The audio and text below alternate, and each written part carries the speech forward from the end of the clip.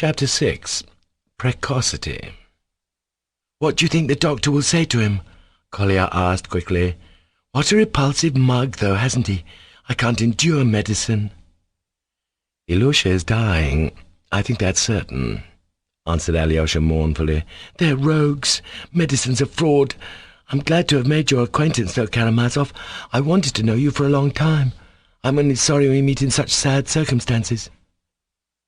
Kolya had a great inclination to say something even warmer and more demonstrative, but he felt ill at ease. Alyosha noticed this, smiled, and pressed his hand.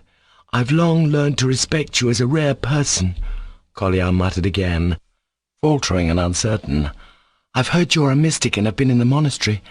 I know you're a mystic, but that hasn't put me off. Contact with real life will cure you. It's always so with characters like yours." "What do you mean by mystic? Cure me of what?" Alyosha was rather astonished. "Oh, God and all the rest of it." "What, don't you believe in God?" "Oh, I've nothing against God. Of course, God is only a hypothesis, but I admit that he is needed for the order of the universe and all that, and that if there were no God he would have to be invented," added Kolya, beginning to blush. He suddenly fancied that Alyosha might think he was trying to show off his knowledge and to prove that he was grown up. "I haven't the slightest desire to show off my knowledge to him," Kolya thought indignantly, and all of a sudden he felt horribly annoyed. "I must confess I can't endure entering on such discussions," he said with a final air. "It's possible for one who doesn't believe in God to love mankind, don't you think so? Voltaire didn't believe in God and loved mankind." "I'm at it again," he thought to himself. "Voltaire believed in God, though not very much, I think, and I don't think he loved mankind very much either," said Alyosha quietly, gently, and quite naturally, as though he were talking to someone of his own age or even older. Kolya was particularly struck by Alyosha's apparent diffidence about his opinion of Voltaire. He seemed to be leaving the question for him, little Kolya, to settle. "Have you read Voltaire?" Alyosha finished. "No, not to say read. But I've read Candide in the Russian translation, in an absurd, grotesque old translation." "At it again. And did you understand it?" "Oh, yes, everything. That is, why do you suppose I shouldn't understand? There's a lot of nastiness in it, of course. Of course, I can understand that it's a philosophical novel, and written to advocate an idea." Kolya was getting mixed by now. "I'm a socialist, Karamazov. I'm an incurable socialist," he announced suddenly, apropos of nothing. "A socialist?" laughed Alyosha. "But when have you had time to become one? Why, I thought you were only 13. Kolya winced. "In the first place, I'm not 13, but 14. Well, 14 and a fortnight," he flashed angrily. "And in the second place, I'm at a complete loss to understand what my age has to do with it. The question is, what are my convictions, not what is my age, isn't it?" "When you're older, you'll understand for yourself the influence of age on convictions. I fancied, too, that you were not expressing your own ideas," Alyosha answered serenely and modestly. But Kolya interrupted him hotly. "Come, you want obedience and mysticism. You must admit that the Christian religion, for instance, has only been of use to the rich and the powerful to keep the lower classes in slavery. That's so, isn't it?" "Ah, I know where you read that, and I'm sure someone told you so," cried Alyosha. "I say, what makes you think I read it? And certainly no one told me so. I can think for myself. I'm not opposed to Christ, if you like. He was a most humane person, and if he were alive today he would be found in the ranks of the revolutionists, and would perhaps play a conspicuous part. There's no doubt about that." "Oh, where did you get that from? What fool have you made friends with?" exclaimed Alyosha. "Come, the truth will out. It has so chanced that I've often talked to Mr. Rakitin, of course, but old Bielensky said that too, so they say." "Bielensky? I don't remember. He hasn't written that anywhere?" "Well, if he didn't write it, they say he said it. I heard that from a... but never mind." "And have you read Bielensky?" "Well, no, I haven't read all of him, but I read the passage about Tatiana, why she didn't go off with Onyegin." "Didn't go off with Onyegin? Surely you don't understand that already?" "Why, you seem to take me for little Smurov," said Kolya with a grin of irritation. But please don't suppose I'm such a revolutionist. I often disagree with Mr. Rakitin. Though I mentioned Tatiana, I'm not at all for the emancipation of women. I acknowledge that women are a subject race and must obey. Les femmes tricotent, as Napoleon said. Collier, for some reason, smiled. And on that question, at least, I'm quite of one mind with that pseudo-great man. I think, too, that to leave one's country and fly to America is mean. Worse than mean, silly. Why go to America when one may be of great service to humanity here, now especially? There's a perfect mass of fruitful activity open to us. That's what I answered. What do you mean, answered whom? Has someone suggested you're going to America already? I must own they've been at me to go, but I declined. That's between ourselves, of course, Karamazov. Do you hear? Not a word to anyone. I say this only to you. I'm not at all anxious to fall into the clutches of the secret police and take lessons at the Chain Bridge. Long will you remember the house at the Chain Bridge. Do you remember? It's splendid. Why, you're laughing. You don't suppose I'm fibbing, do you? What if he should find out that I've only that one number of the Bell in Father's bookcase, and haven't read any more of it? Collier thought with a shudder. Oh, no, I'm not laughing, and don't suppose for a moment that you're lying. No, indeed, I can't suppose so, for all this, alas, is perfectly true. But tell me, have you read Pushkin, Onyegin, for instance? You spoke just now of Tatiana. No, I haven't read it yet, but I want to read it. I have no prejudices, Karamazov. I want to hear both sides. What makes you ask? Oh, nothing. Tell me, Karamazov, have you an awful contempt for me? Collier rapped out suddenly and drew himself up before Alyosha, as though he were on drill. Be so kind as to tell me without beating about the bush. I have a contempt for you? Alyosha looked at him wonderingly. What for? I'm only sad that a charming nature such as yours should be perverted by all this crude nonsense before you've begun life. Don't be anxious about my nature, Collier interrupted, not without complacency. But it's true that I am stupidly sensitive, crudely sensitive. You smiled just now, and I fancied you seemed to— Oh, my smile meant something quite different. I'll tell you why I smiled. Not long ago I read the criticism made by a German who had lived in Russia on our students and schoolboys of today. Show a Russian schoolboy, he writes, a map of the stars which he knows nothing about, and he will give you back the map next day with corrections on it. No knowledge and unbounded conceit. That's what the German meant to say about the Russian schoolboy. Yes, that's perfectly right. Collier laughed suddenly. Exactly so. Bravo, the German. But he did not see the good side. What do you think? Conceit may be, that comes from youth. That will be corrected if need be. But on the other hand, there is an independent spirit almost from childhood, boldness of thought and conviction, and not the spirit of these sausage-makers grovelling before authority. But the German was right all the same. Bravo, the German. But Germans want strangling all the same. Though they're so good at sciences and learning, they must be strangled. Strangled? What for? Smiled Alyosha. Well, perhaps I'm talking nonsense, I agree. I'm awfully childish sometimes, and when I'm pleased about anything I can't restrain myself, and am ready to talk any stuff. But I say we're chattering away here about nothing, and that doctor has been a long time in there. But perhaps he's examining the mamma and that poor crippled Nina. I like that Nina, you know. She whispered to me suddenly as I was coming away, "Why didn't you come before?" And in such a voice, so reproachfully. I think she's awfully nice, and pathetic. Yes, yes. Well, you'll be coming often. You will see what she's like. It would do you a great deal of good to know people like that, to learn to value a great deal, which you will find out from knowing these people. Alyosha observed warmly. That would have more effect on you than anything. Oh, how I regret and blame myself for not having come sooner, Collier exclaimed with bitter feeling. Yes, it's a great pity. You saw for yourself how delighted the poor child was to see you, and how he fretted for you to come. Don't tell me, you make it worse. But it serves me right. What kept me from coming was my conceit, my egoistic vanity, and the beastly wilfulness, which I never can get rid of, though I've been struggling with it all my life. I see that now. I am a beast in lots of ways, Karamazov. No, you have a charming nature, though it's been distorted, and I quite understand why you've had such an influence on this generous, morbidly sensitive boy," Alyosha answered warmly. "And you say that to me?" cried Kolya. "And would you believe it, I've thought several times since I've been here, that you despised me. If only you knew how I prize your opinion." "But are you really so sensitive at your age? Would you believe it, just now when you were telling your story, I thought as I watched you that you must be very sensitive." "You thought so? What an eye you've got! I say, I bet that was when I was talking about the goose.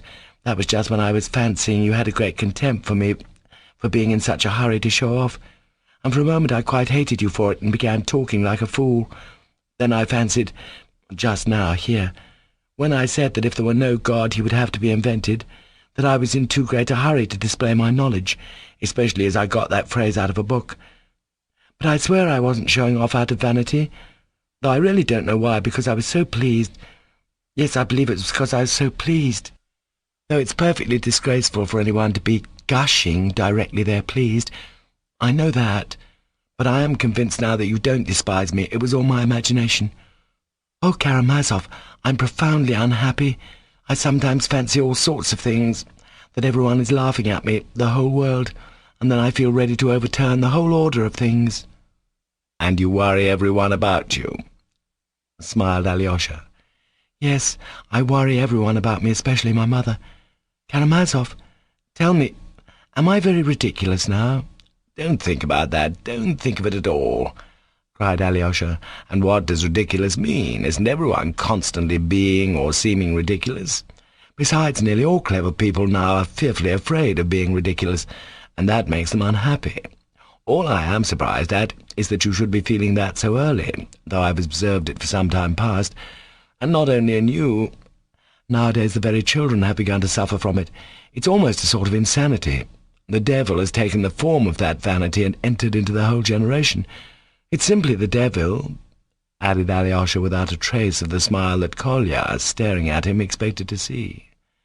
"You're like everyone else," said Alyosha in conclusion. "That is, like very many others. And you must not be like everybody else, that's all." "Even if everyone is like that?" "Yes, even if everyone is like that. You be the only one not like it. You really are not like everyone else. Here you are not ashamed to confess to something bad and even ridiculous. And who will admit so much in these days? No one. And people have even ceased to feel the impulse to self-criticism. Don't be like everyone else, even if you were the only one." "Splendid. I was not mistaken in you. You know how to console one. Oh, how I long to know you, Karamazov. I've long been eager for this meeting. Can you really have thought about me, too? You said just now that you thought of me, too?" "Yes, I'd heard of you, and had thought of you, too. And if it's partly vanity that makes you ask, it doesn't matter." "Do you know, Karamazov, our talk has been like a declaration of love," said Kolya in a bashful and melting voice. "That's not ridiculous, is it?" "Not at all ridiculous, and if it were it wouldn't matter, because it's been a good thing." Alyosha smiled brightly. "But do you know, Karamazov, you must admit that you are a little ashamed yourself now. I see it by your eyes." Kolya smiled with a sort of sly happiness. "Why ashamed?" "Well, why are you blushing?" "It was you made me blush," laughed Alyosha, and he really did blush. "Oh, well, I am a little, goodness knows why. I don't know," he muttered, almost embarrassed. "Oh, how I love you and admire you at this moment, just because you are rather ashamed, because you're just like me," cried Kolya in positive ecstasy. His cheeks glowed, his eyes beamed. "No, Kolya, you will be very unhappy in your life," something made Alyosha say suddenly. I know. How you know it all beforehand," Kolya agreed at once. "But you will bless life on the whole, all the same." "Just so. Hurrah! You're a prophet. Oh, we shall get on together, Karamazov. Do you know, what delights me most is that you treat me quite like an equal. But we're not equals, no, we're not. You're better. But we shall get on. Do you know, all this last month I've been saying to myself, either we shall be friends at once forever, or we shall part enemies to the grave." "And saying that, of course, you loved me." Alyosha laughed gaily. "I did. I loved you awfully. I've been loving and dreaming of you. And how do you know it all beforehand? Ah, here's the doctor. Goodness, what will he tell us? Look at his face." Chapter 7. Ilusha. The doctor came out of the room again, muffled in his fur coat and with his cap on his head. His face looked almost angry and disgusted, as though he were afraid of getting dirty. He cast a cursory glance round the passage, looking sternly at Alyosha and Kolya as he did so. Alyosha waved from the door to the coachman, and the carriage that had brought the doctor drove up. The captain darted out after the doctor, and bowing apologetically stopped him to get the last word. The poor fellow looked utterly crushed. There was a scared look in his eyes. Your Excellency, is it possible?" he began, but could not go on, and clasped his hands in despair. Yet he still gazed imploringly at the doctor, as though a word from him might still change the poor boy's fate. "I can't help it, I'm not God," the doctor answered, offhand, though with the customary impressiveness. "Doctor, Your Excellency, and will it be soon? "You must be prepared for anything," said the doctor in emphatic and incisive tones, and dropping his eyes he was about to step out to the coach. "Your Excellency, for Christ's sake!" The terror-stricken captain stopped him again. "Your Excellency, but can nothing, absolutely nothing, save him now?" "It's not in my hands now," said the doctor impatiently. "But, He stopped suddenly. "If you could, for instance, send your patient at once, without delay." The words "at once, without delay" the doctor uttered with an almost wrathful sternness that made the captain start. "To Syracuse, the change to the new beneficial climatic conditions might possibly affect—" "To Syracuse!" cried the captain, unable to grasp what was said. "Syracuse is in Sicily," Kolya jerked out suddenly in explanation. The doctor looked at him. "Sicily, Your Excellency," faltered the captain, "but you've seen—" He spread out his hands, indicating his surroundings. "Mamma and my family."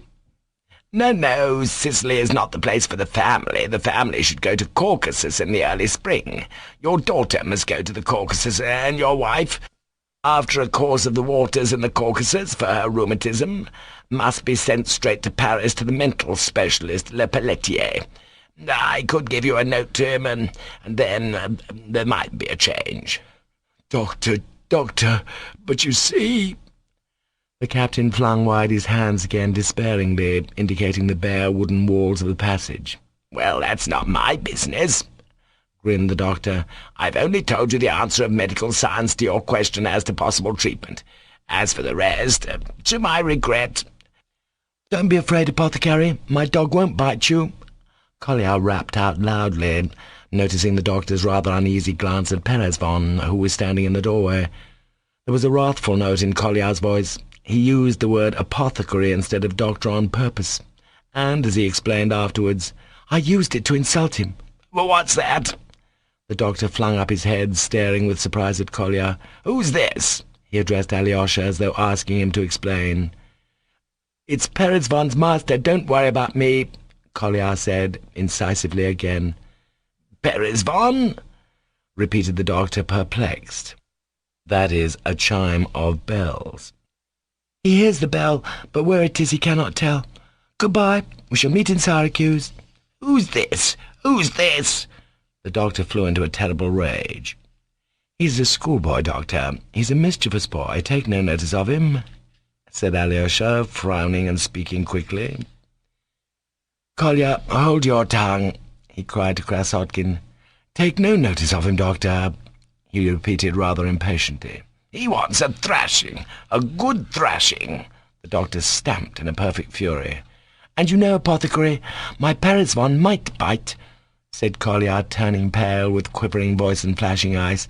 "Ici, Perezvon."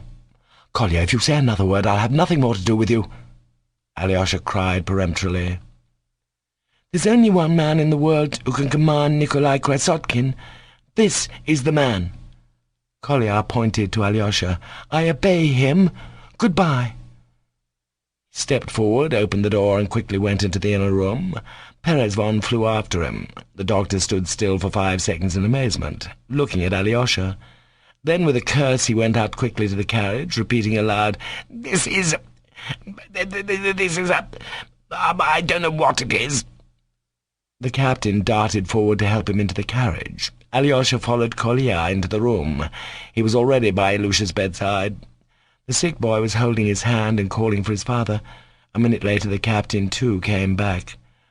Father, come, we—" Ilusha faltered in violent excitement, but apparently unable to go on, he flung his wasted arms round his father and Kolya, uniting them in one embrace, and hugging them as tightly as he could. The captain suddenly began to shake with dumb sobs, and Kolya's lips and chin twitched. Father, how sorry I am for you." Ilusha moaned bitterly. "Ilusha, darling, the doctor said you would be all right. We shall be happy. The doctor—" the captain began. "Oh, Father, I know what the new doctor said to you about me. I saw—" cried Ilusha, and again he hugged them both with all his strength, hiding his face on his father's shoulder. "Father, don't cry, and when I die, get a good boy, another one. Choose one of them all, a good one. Call him Ilusha, and love him instead of me." "Hush, old man, you'll get well," Krassotkin cried suddenly in a voice that sounded angry. "But don't ever forget me, Father," Ilusha went on. "Come to my grave, and, Father, bury me by our big stone, where we used to go for our walk, and come to me there with Krassotkin in the evening, and Perezvon. I shall expect you. Father, Father." His voice broke. They were all three silent, still embracing. Nina was crying quietly in her chair, and at last, seeing them all crying, Mamma, too, burst into tears. "Ilusha, Ilusha!" she exclaimed. Krassotkin suddenly released himself from Ilusha's embrace. "Goodbye, old man. Mother expects me back to dinner," he said quickly. "What a pity I did not tell her. She'll be dreadfully anxious. But after dinner I'll come back to you for the whole day, for the whole evening, and I'll tell you all sorts of things, and I'll bring Perezvon. But now I'll take him with me, because he will begin to howl when I'm away and bother you. Goodbye." And he ran out into the passage. He didn't want to cry, but in the passage he burst into tears. Alyosha found him crying. "Kolya, you must be sure to keep your word and come, or he will be terribly disappointed," Alyosha said emphatically. "I will. Oh, how I curse myself for not having come before," muttered Kolya, crying, and no longer ashamed of it. At that moment the captain flew out of the room, and at once closed the door behind him. His face looked frenzied, his lips were trembling. He stood before the two lads and flung up his arms. "I don't want a good boy, I don't want another boy," he muttered in a wild whisper, clenching his teeth. "If I forget thee, Jerusalem, may my tongue—" He broke off with a sob and sank on his knees before the wooden bench. Pressing his fists against his head, he began sobbing with absurd, whimpering cries, doing his utmost that his cries should not be heard in the room. Kolya ran out into the street. "Goodbye, Karamazov. Will you come yourself?" he cried sharply and angrily to Alyosha. "I will certainly come in the evening." "What was that he said about Jerusalem? What did he mean by that?" "It's from the Bible. If I forget thee, Jerusalem, that is, if I forget all that is most precious to me, if I let anything take its place, then may—" "I understand, that's enough. Mind you come.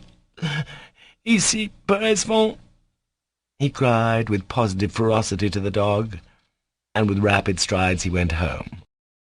Part 4, Book 11, Ivan. Chapter 1. At Grushenka's. Alyosha went towards the cathedral square to the widow Morozov's house to see Grushenka, who had sent Fenya to him early in the morning with an urgent message begging him to come. Questioning Fenya, Alyosha learned that her mistress had been particularly distressed since the previous day. During the 2 months that had passed since Mitya's arrest, Alyosha had called frequently at the widow Morozov's house, both from his own inclination and to take messages for Mitya. 3 days after Mitya's arrest, Grushenka was taken very ill, and was ill for nearly 5 weeks. For 1 whole week she was unconscious. She was very much changed, thinner and a little sallow, though she had for the past fortnight been well enough to go out. But to Alyosha her face was even more attractive than before, and he liked to meet her eyes when he went into her. A look of firmness and intelligent purpose had developed in her face. There were signs of spiritual transformation in her, and a steadfast, fine, and humble determination that nothing could shake could be discerned in her. There was a small vertical line between her brows, which gave her charming face a look of concentrated thought, almost austere at the first glance. There was scarcely a trace of her former frivolity. It seemed strange to Alyosha, too, that in spite of the calamity that had overtaken the poor girl, betrothed to a man who had been arrested for a terrible crime, almost at the instant of their betrothal, in spite of her illness and the almost inevitable sentence hanging over Mitya, Grushenka had not yet lost her youthful cheerfulness.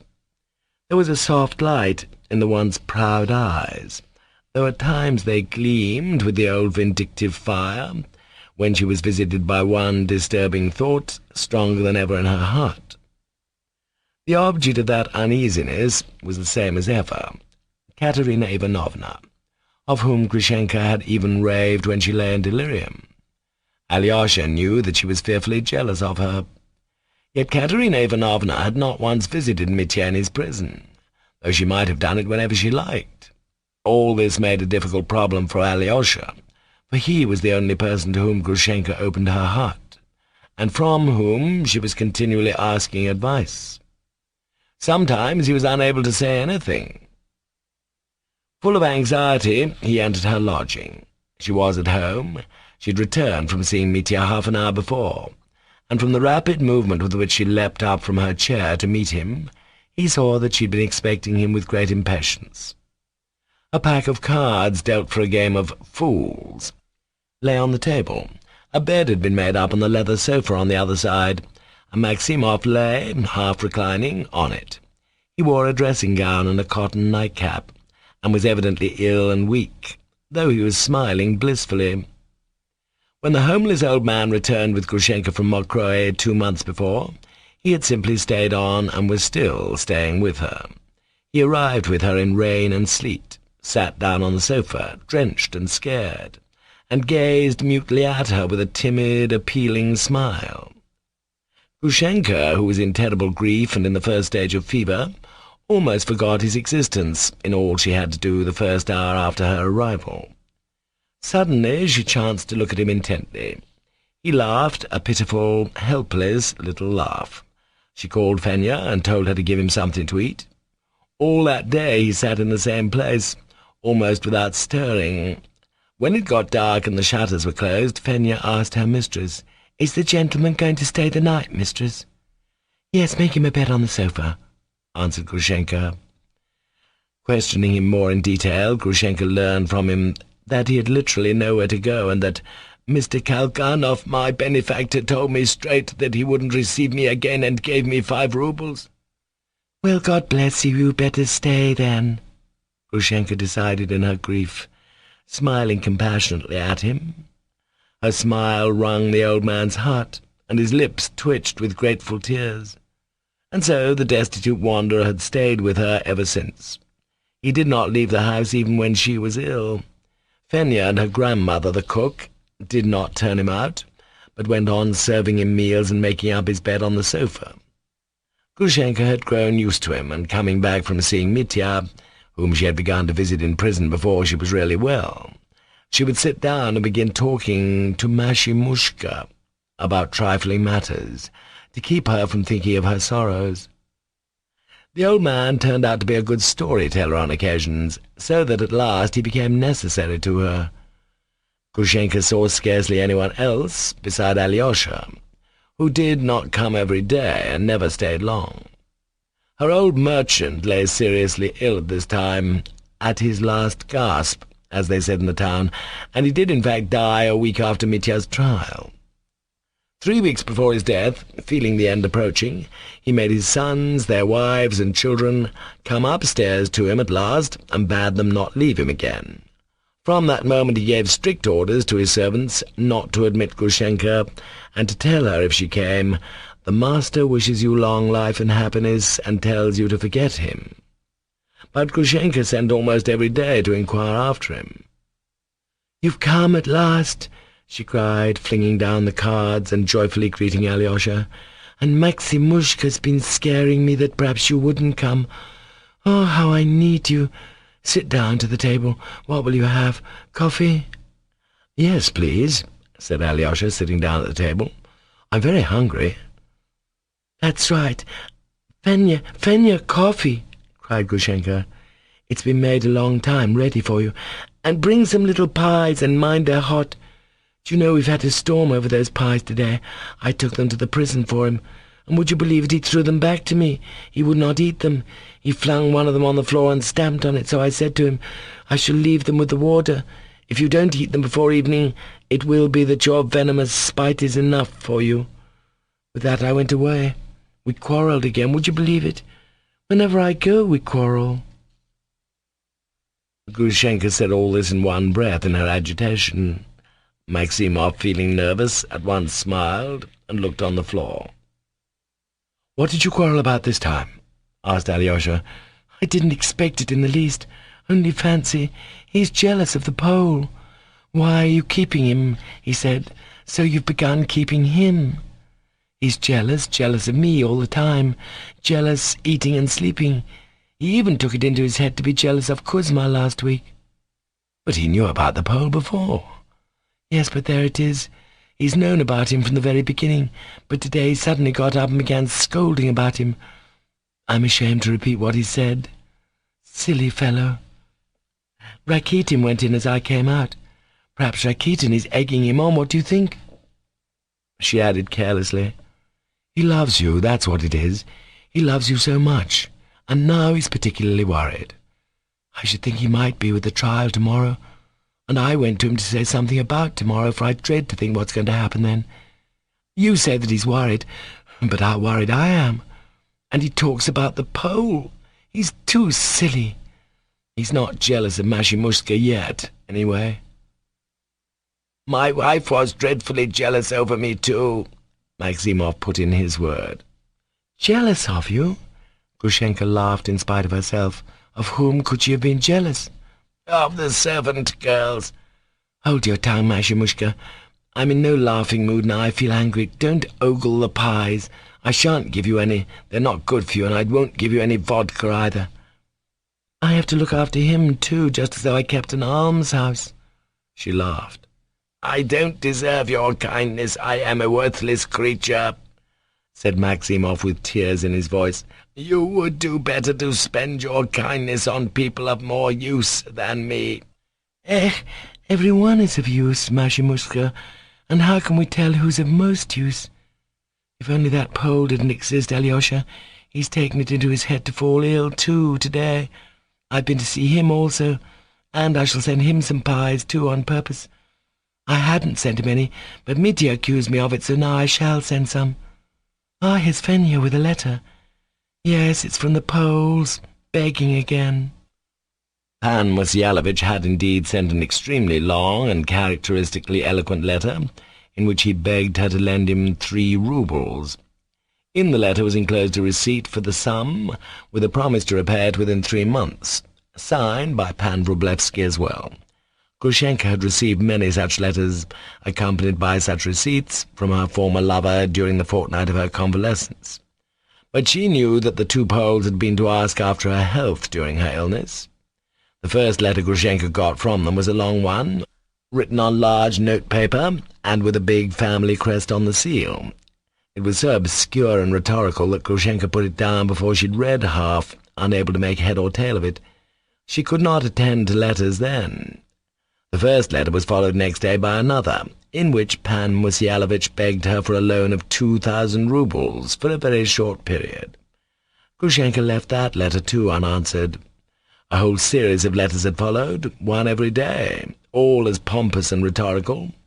But the loan asked for, gradually diminishing, dropped to 100 roubles, then to 25, to 10, and finally Grushenka received a letter in which both the Poles begged her for only 1 rouble, and included a receipt signed by both. Then Grushenka suddenly felt sorry for them, and at dusk she went round herself to their lodgings. She found the 2 Poles in great poverty, almost destitution, without food or fuel, without cigarettes, in debt to their landlady. The 200 roubles they had carried off from Mitya at Mokroe had soon disappeared, but Grushenka was surprised at their meeting her with arrogant dignity and self-assertion, with the greatest punctilio and pompous speeches. Grushenka simply laughed and gave her former admirer 10 roubles. Then, laughing, she told Mitya of it, and he was not in the least jealous. But ever since the Poles had attached themselves to Grushenka, and bombarded her daily with requests for money, and she'd always sent them small sums.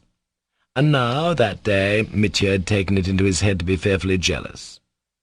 "Like a fool, I went round to him just for a minute, on the way to see Mitya, for he's ill, too. My Pole," Grushenka began again with nervous haste. "I was laughing, telling Mitya about it.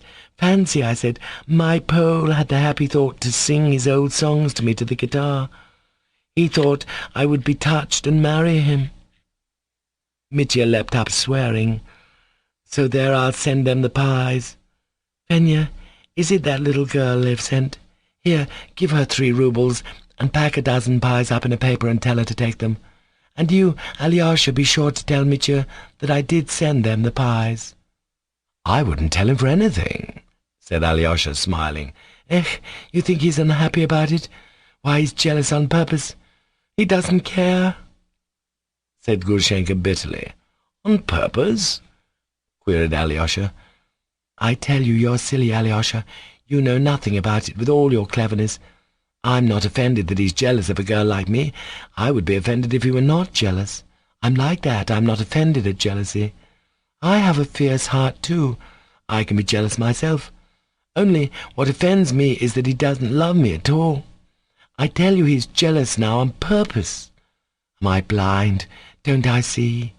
He began talking to me just now of that woman, of Katerina, saying she was this and that, how she'd ordered a doctor from Moscow for him to try and save him, how she'd ordered the best counsel, the most learned one, too.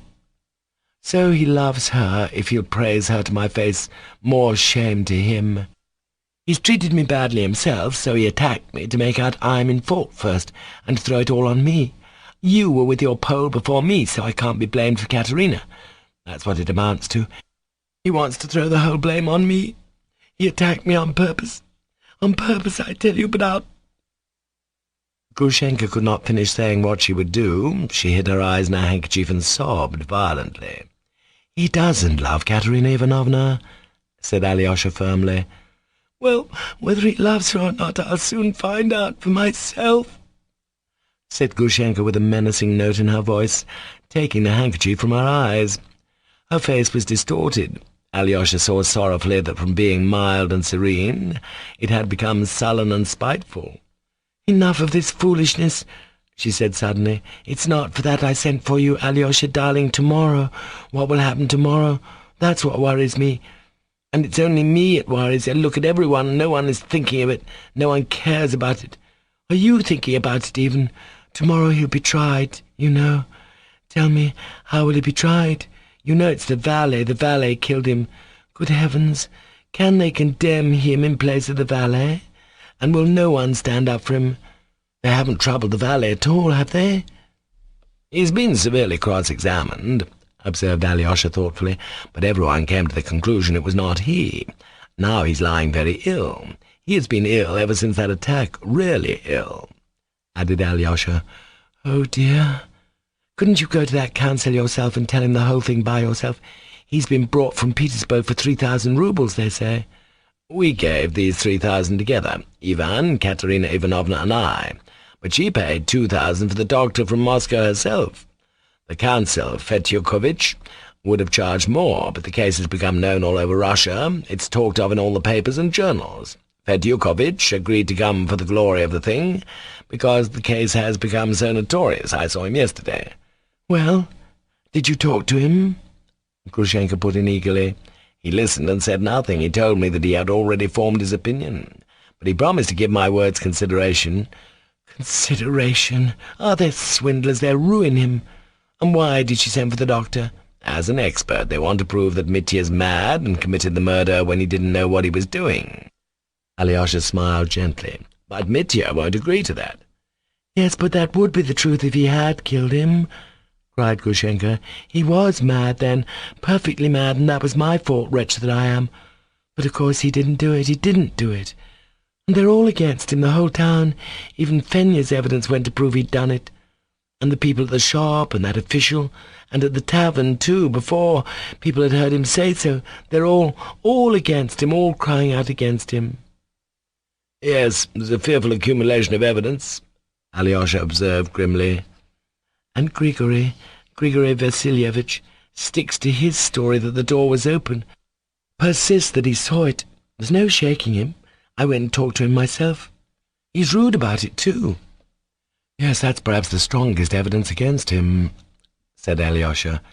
"And as for Mitya's being mad, he certainly seems like it now." Grushenka began with a peculiarly anxious and mysterious air. "Do you know, Alyosha, I've been wanting to talk to you about it for a long time. I go to him every day and simply wonder at him. Tell me now, what do you suppose he's always talking about? He talks, and I can make nothing of it. I fancied he was talking of something intellectual that I couldn't understand in my foolishness. Only he suddenly began talking to me about a babe. That is, about some child. 'Why is the babe poor?' he said. 'It's for that babe I'm going to Siberia now. I'm not a murderer, but I must go to Siberia.' What that meant, what babe, I couldn't tell for the life of me. Only I cried when he said it, because he said it so nicely. He cried himself, and I cried too. He suddenly kissed me and made the sign of the cross over me. What did it mean, Alyosha? Tell me. What is this babe?" "It must be Rakitin, who's been going to see him lately," smiled Alyosha. "Though that's not Rakitin's doing. I didn't see Mitya yesterday. I'll see him today." "No, it's not Rakitin. It's his brother, Ivan Fyodorovitch, upsetting him. It's his going to see him, that's what it is." Grushenka began and suddenly broke off. Alyosha gazed at her in amazement. "Ivan's going? Has he been to see him? Mitya told me himself that Ivan hasn't been once." There, what a girl I am, blurting things out," exclaimed Grushenka, confused and suddenly blushing. "Stay, Alyosha, hush. Since I've said so much, I'll tell the whole truth. He's been to see him twice. The first time directly he arrived. He galloped here from Moscow at once, of course, before I was taken ill, and the second time was a week ago. He told Mitya not to tell you about it under any circumstances, and not to tell anyone, in fact. He came secretly." Alyosha sat plunged in thought, considering something. The news evidently impressed him. "Ivan doesn't talk to me of Mitya's case," he said slowly. "He's said very little to me these last 2 months, and whenever I go to see him he seems vexed at my coming. So I've not been to him for the last 3 weeks. If he was there a week ago, there certainly has been a change in Mitya this week." "There has been a change," Grushenka assented quickly. "They have a secret. Mitya told me himself there was a secret, and such a secret that Mitya can't rest. Before then he was cheerful, and indeed he's cheerful now. But when he shakes his head like that, you know, and strides about the room and keeps pulling at the hair on his right temple with his right hand, I know there's something on his mind worrying him. I know. He was cheerful before, though. Indeed, he's cheerful today." "But you said he was worried." "Yes, he is worried, and yet cheerful. He keeps on being irritable for a minute, and then cheerful, and then irritable again. And you know, Alyosha, I'm constantly wondering at him. With this awful thing hanging over him, he sometimes laughs at such trifles, as though he were a baby himself."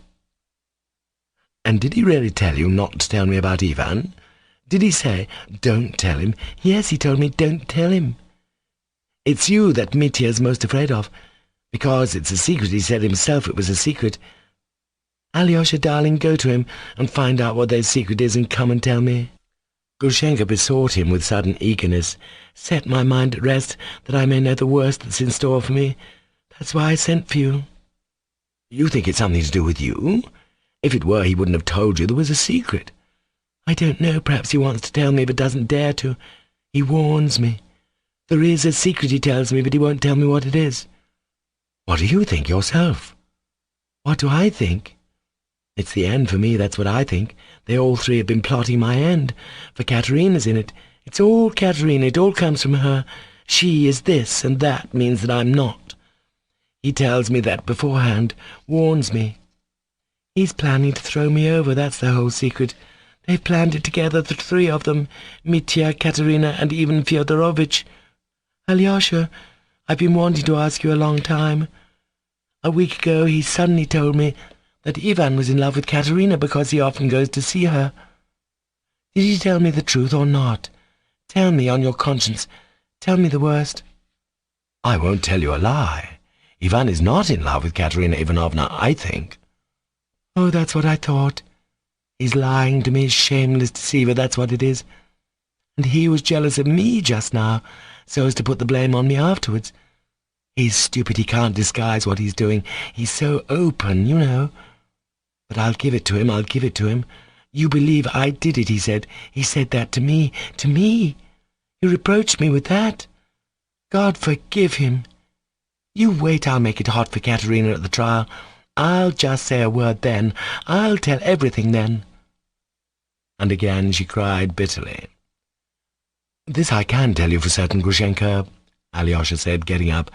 First, that he loves you more than anyone in the world, and you only. Believe me, I know, I do know. The second thing is that I don't want to worm his secret out of him, but if he'll tell me of himself today, I shall tell him straight out that I promised to tell you. Then I'll come to you today and tell you. Only, I fancy Katerina Ivanovna has nothing to do with it, and that the secret is about something else. That's certain. It isn't likely it's about Katerina Ivanovna, it seems to me. Goodbye, for now. Alyosha shook hands with her. Grushenka was still crying.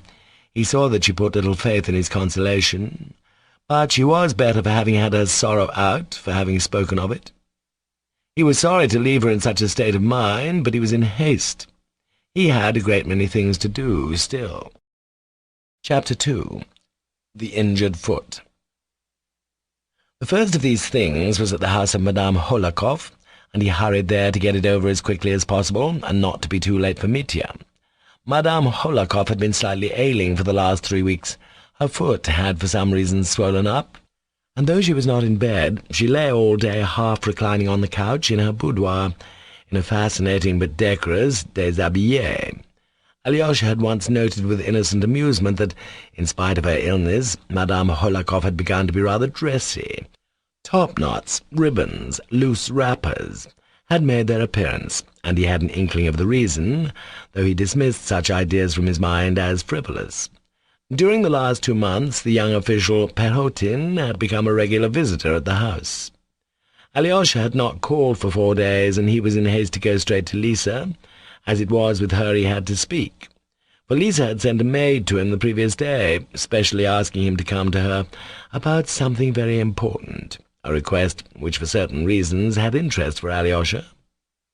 But while the maid went to take his name in to Lisa, Madame Hohlakov heard of his arrival from someone, and immediately sent to beg him to come to her just for 1 minute. Alyosha reflected that it was better to accede to the mamma's request, or else she would be sending down to Lisa's room every minute that he was there. Madame Hohlakov was lying on a couch. She was particularly smartly dressed, and was evidently in a state of extreme nervous excitement. She greeted Alyosha with cries of rapture. "It's ages, perfect ages since I've seen you. It's a whole week, only think of it. Ah, but you were here only 4 days ago on Wednesday. You've come to see Lisa, and I'm sure you meant to slip into her room on tiptoe without my hearing you. My dear, dear Alexey Fyodorovitch, if you only knew how worried I am about her. But of that later, though that's the most important thing. Of that later. Dear Alexey Fyodorovitch, I trust you implicitly with my Lisa.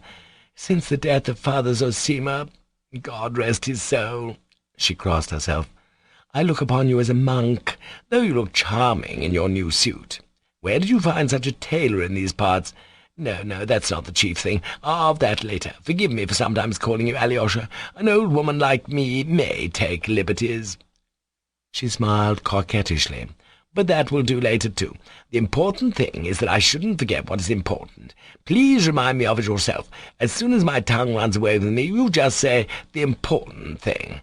Ah, how do I know what is of most importance? Ever since Lisa took back her promise, her childish promise, Alexei Fyodorovitch, to marry you, you've realized, of course, that it was only the playful fancy of a sick child who had been so long confined to her chair. Thank God she can walk now. That new doctor Katya sent for from Moscow for your unhappy brother, who will tomorrow— but why speak of tomorrow? I'm ready to die at the very thought of tomorrow, ready to die of curiosity. That doctor was with us yesterday and saw Lisa. I paid him 50 roubles for the visit.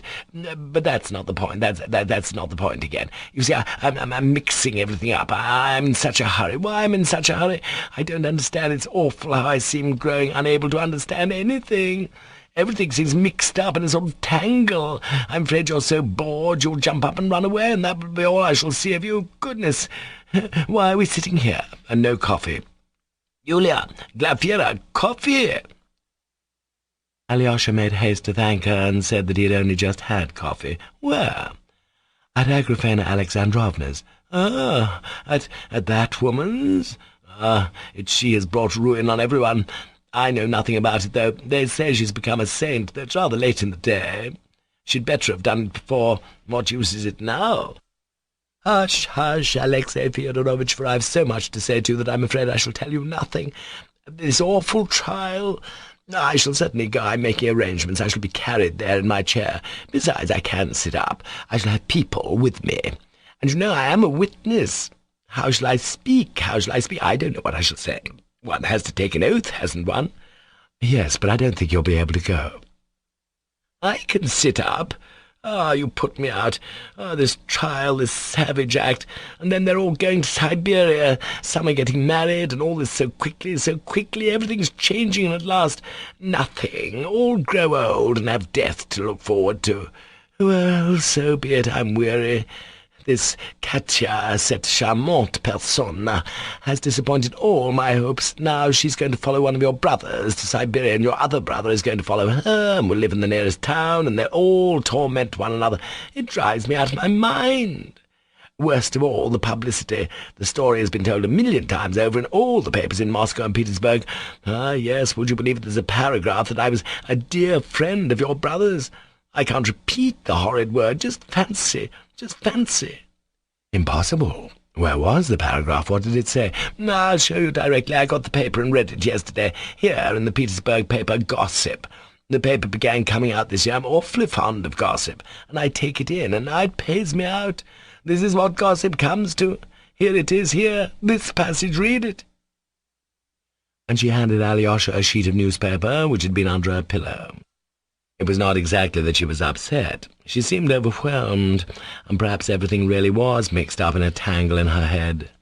The paragraph was very typical, and must have been a great shock to her, but, fortunately perhaps, she was unable to keep her mind fixed on any one subject at that moment, and so might race off in a minute to something else, and quite forget the newspaper.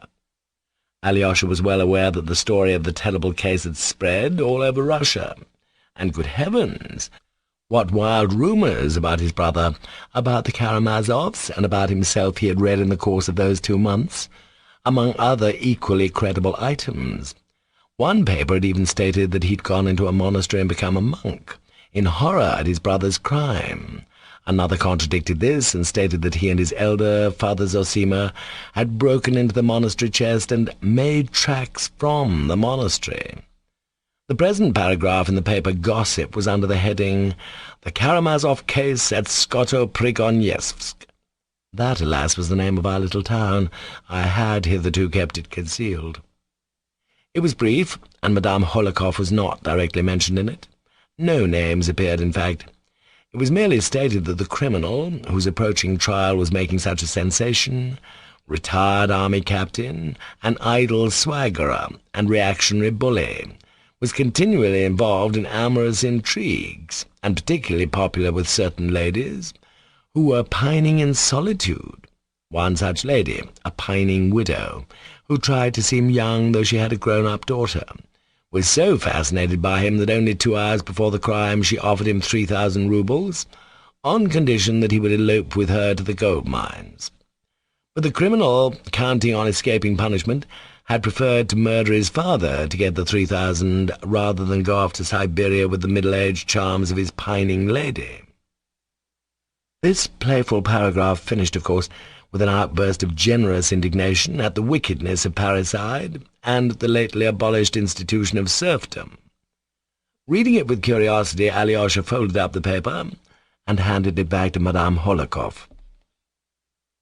"Well, that must be me," she hurried on again. "Of course I am meant. Scarce more than an hour before I suggested gold miners to him, and here they talk of middle-aged charms, as though they were my motive. He writes that out of spite. God Almighty forgive him for the middle-aged charms, as I forgive him. You know, do you know who it is? It's your friend Rakitin." "Perhaps," said Alyosha, "though I've heard nothing about it." It's he, no perhaps about it. You know I turned him out of the house. You know all that story, don't you?" "I know that you asked him not to visit you for the future, but why it was, I haven't heard, from you at least." "Ah, then you have heard it from him.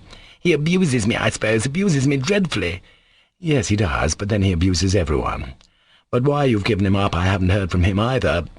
I meet him very seldom now, indeed. We're not friends." "Well, then I'll tell you all about it. There's no help for it, I'll confess. There is one point in which I was perhaps to blame. Only a little point, so little that perhaps it doesn't count. You see, my dear boy—" Madame Hohlakov suddenly looked arch, and a charming, though enigmatic, smile played about her lips. "You see, I suspect— You must forgive me, Alyosha, I'm like a mother to you. No, quite the contrary. I speak to you now as though you were my father. Mother's quite out of place. Well, it's as though I were confessing to Father Zosima, that's just it. I called you a monk just now. Well, that poor young man, your friend, Rakitin— mercy on us, I can't be angry with him, I feel cross, but not very. That frivolous young man, would you believe it, seems to have taken it into his head to fall in love with me. I only noticed it later. At first, a month ago, he only began to come oftener to see me, almost every day, though of course we were acquainted before. I knew nothing about it, and suddenly it dawned upon me, and I began to notice things with surprise.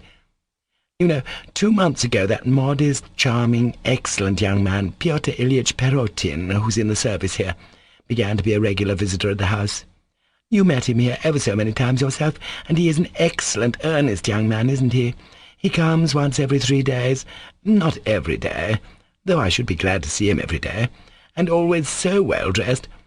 Altogether I love young people, Alyosha, talented, modest, like you, and he's almost the mind of a statesman, he talks so charmingly, and I shall certainly try and get promotion for him. He is a future diplomat. On that awful day he almost saved me from death by coming in the night, and your friend Rakitin comes in such boots and always stretches them out on the carpet. He began hinting at his feelings, in fact, and one day as he was going, he squeezed my hand terribly hard.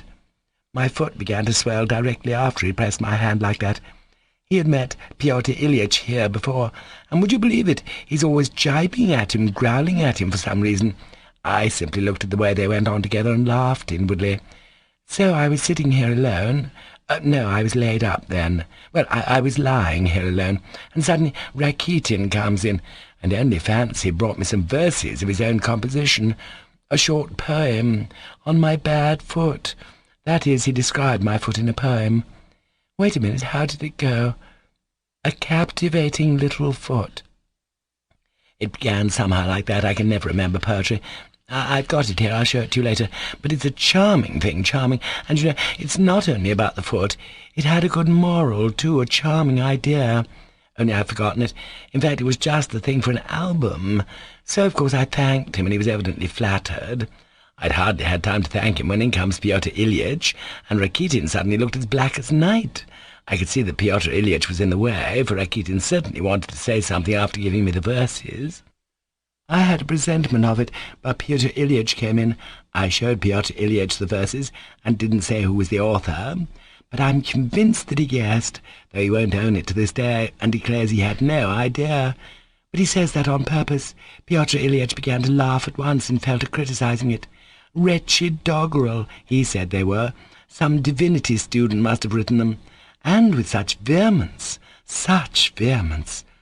Then, instead of laughing, your friend flew into a rage. Good gracious, I thought, they'll fly at each other. It was I who wrote them, said he. I wrote them as a joke, he said, for I think it degrading to write verses. But they are good poetry. They want to put a monument to your Pushkin for writing about women's feet, while I wrote with a moral purpose. And you, said he, are an advocate of serfdom. You've no humane ideas, said he. You have no modern enlightened feelings. You are uninfluenced by progress. You are a mere official, he said, and you take bribes. Then I began screaming and imploring them. And you know, Pyotr Ilyitch is anything but a coward. He at once took up the most gentlemanly tone, looked at him sarcastically, listened and apologized. I'd no idea, said he. I shouldn't have said it if I'd known. I should have praised it. Poets are all so irritable, he said. In short, he laughed at him under the cover of the most gentlemanly tone. He explained to me afterwards that it was all sarcastic. I thought he was in earnest. Only, as I lay there, just as before you now, I thought, would it or would it not be the proper thing for me to turn Rakitin out for shouting so rudely at a visitor in my house? And would you believe it, I lay here, shut my eyes, and wondered, would it be the proper thing or not? I kept worrying, and my heart began to beat, and I couldn't make up my mind whether to make an outcry or not. One voice seemed to be telling me, speak, and the other, no, don't speak. And no sooner had the second voice said that than I cried out, and fainted. Of course it was a farce. I got up suddenly and said to Rakitin, it's painful for me to say it, but I don't wish to see you in my house again. So I turned him out. Ah, Alexey Fyodorovitch, I know myself I did wrong. I was putting it on. I wasn't angry with him at all, really, but I suddenly fancied, that was what did it, that it would be such a fine scene. And yet, believe me, it was quite natural, for I rarely shed tears and cried for several days afterwards, and then suddenly one afternoon I forgot all about it. So it's a fortnight since he's been here, and I kept wondering whether he would come again. I wondered even yesterday. Then suddenly last night came this gossip. I read it and gasped. Who could have written it? He must have written it. He went home, sat down, wrote it on the spot, sent it, and they put it in. It was a fortnight ago, you see. But, Alyosha, it's awful how I keep talking and don't say what I want to say. The words come of themselves. It's very important for me to be in time to see my brother today, Alyosha faltered. To be sure, you bring it all back to me. Listen, what is an aberration? What aberration? Asked Alyosha, wondering. In the legal sense, an aberration in which everything is pardonable. Whatever you do, you will be acquitted at once. What do you mean? Well, I'll tell you. This Katya, she's a charming, charming creature. Only I can never make out who it is she's in love with. She was with me some time ago, and I couldn't get anything out of her, especially as she won't talk to me except on the surface now. She's always talking about my health and nothing else, and she takes up such a tone with me, too. I simply said to myself, well, so be it, I don't care. Oh, yes, I was talking of aberration. This doctor has come. You know a doctor has come. Of course you know it. The one who discovers madmen. You wrote for him. No, it wasn't you, but Katya. It's all Katya's doing. Well, you see, a man may be sitting perfectly sane and suddenly have an aberration. He may be conscious and know what he's doing and yet be in a state of aberration, and there's no doubt that Dmitri Fyodorovitch was suffering from aberration. They found out about aberration as soon as the law courts were reformed. It's all the good effect of the reformed law courts.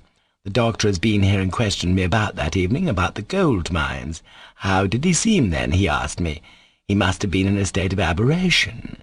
He came in shouting, 'Money, money, 3,000, give me 3,000, and then went away and immediately did the murder. I don't want to murder him, he said, and he suddenly went and murdered him. That's why they'll acquit him, because he struggled against it, and yet he murdered him.' But he didn't murder him," Alyosha interrupted rather sharply. He felt more and more sick with anxiety and impatience. "Yes, I know, it was that old man Grigory murdered him." "Grigory?" cried Alyosha. Yes, it was Grigory. He lay as Dmitri Fyodorovitch struck him down, and then got up, saw the door open, and went in and killed Fyodor Pavlovitch." "But why? Why?" "Suffering from aberration. When he recovered from the blow Dmitri Fyodorovitch gave him on the head, he was suffering from aberration. He went and committed the murder. As for his saying he didn't, he very likely doesn't remember. Only, it'll be better, ever so much better, if Dmitri Fyodorovitch murdered him. And that's how it must have been, though I say it was Grigory.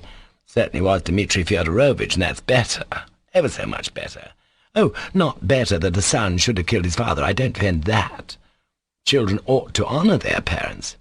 And yet it would be better if it were he, as you would have nothing to cry over then, for he did it when he was unconscious, or rather when he was conscious but did not know what he was doing.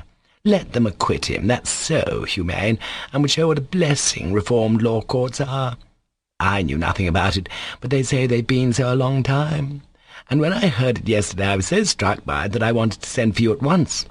And if he is acquitted, make him come straight from the law courts to dinner with me, and I'll have a party of friends, and we'll drink to the reformed law courts. I don't believe he'd be dangerous. Besides, I'll invite a great many friends so that he could always be led out if he did anything. And then he might be made a justice of the peace or something in another town, for those who've been in trouble themselves make the best judges. And besides, who isn't suffering from aberration nowadays? You, I, all of us are in a state of aberration, and there are ever so many examples of it. A man sits singing a song, suddenly something annoys him, he takes a pistol and shoots the first person he comes across, and no one blames him for it. I read that lately, and all the doctors confirm it. The doctors are always confirming, they confirm anything. Why, my Lisa is in a state of aberration. She made me cry again yesterday, and the day before too, and today I suddenly realized that it's all due to aberration. Oh, Lisa grieves me so, I believe she's quite mad. Why did she send for you? Did she send for you, or did you come of yourself? Yes, she sent for me, and I'm just going to her. Alyosha got up resolutely. Oh, my dear, dear Alexey Fyodorovitch, perhaps that's what's most important. Madame Hohlakov cried, suddenly bursting into tears. God knows I trust Lisa to you with all my heart, and it's no matter her sending for you on the sly without telling her mother. But forgive me, I can't trust my daughter so easily to your brother Ivan Fyodorovitch, though I still consider him the most chivalrous young man. But only fancy, he's been to see Lisa, and I knew nothing about it. Oh? What? When? Alyosha was exceedingly surprised. He had not sat down again and listened standing. I'll tell you. That's perhaps why I asked you to come, for I don't know now why I did ask you to come. Well, Ivan Fyodorovitch has been to see me twice since he came back from Moscow. First time he came as a friend to call on me, and the second time Katya was here, and he came because he heard she was here. I didn't, of course, expect him to come often, knowing what a lot he has to do as it is. Vous comprenez, cet frère est la mort terrible de votre papa. But I suddenly heard he'd been here again, not to see me, but to see Lisa. That's 6 days ago now.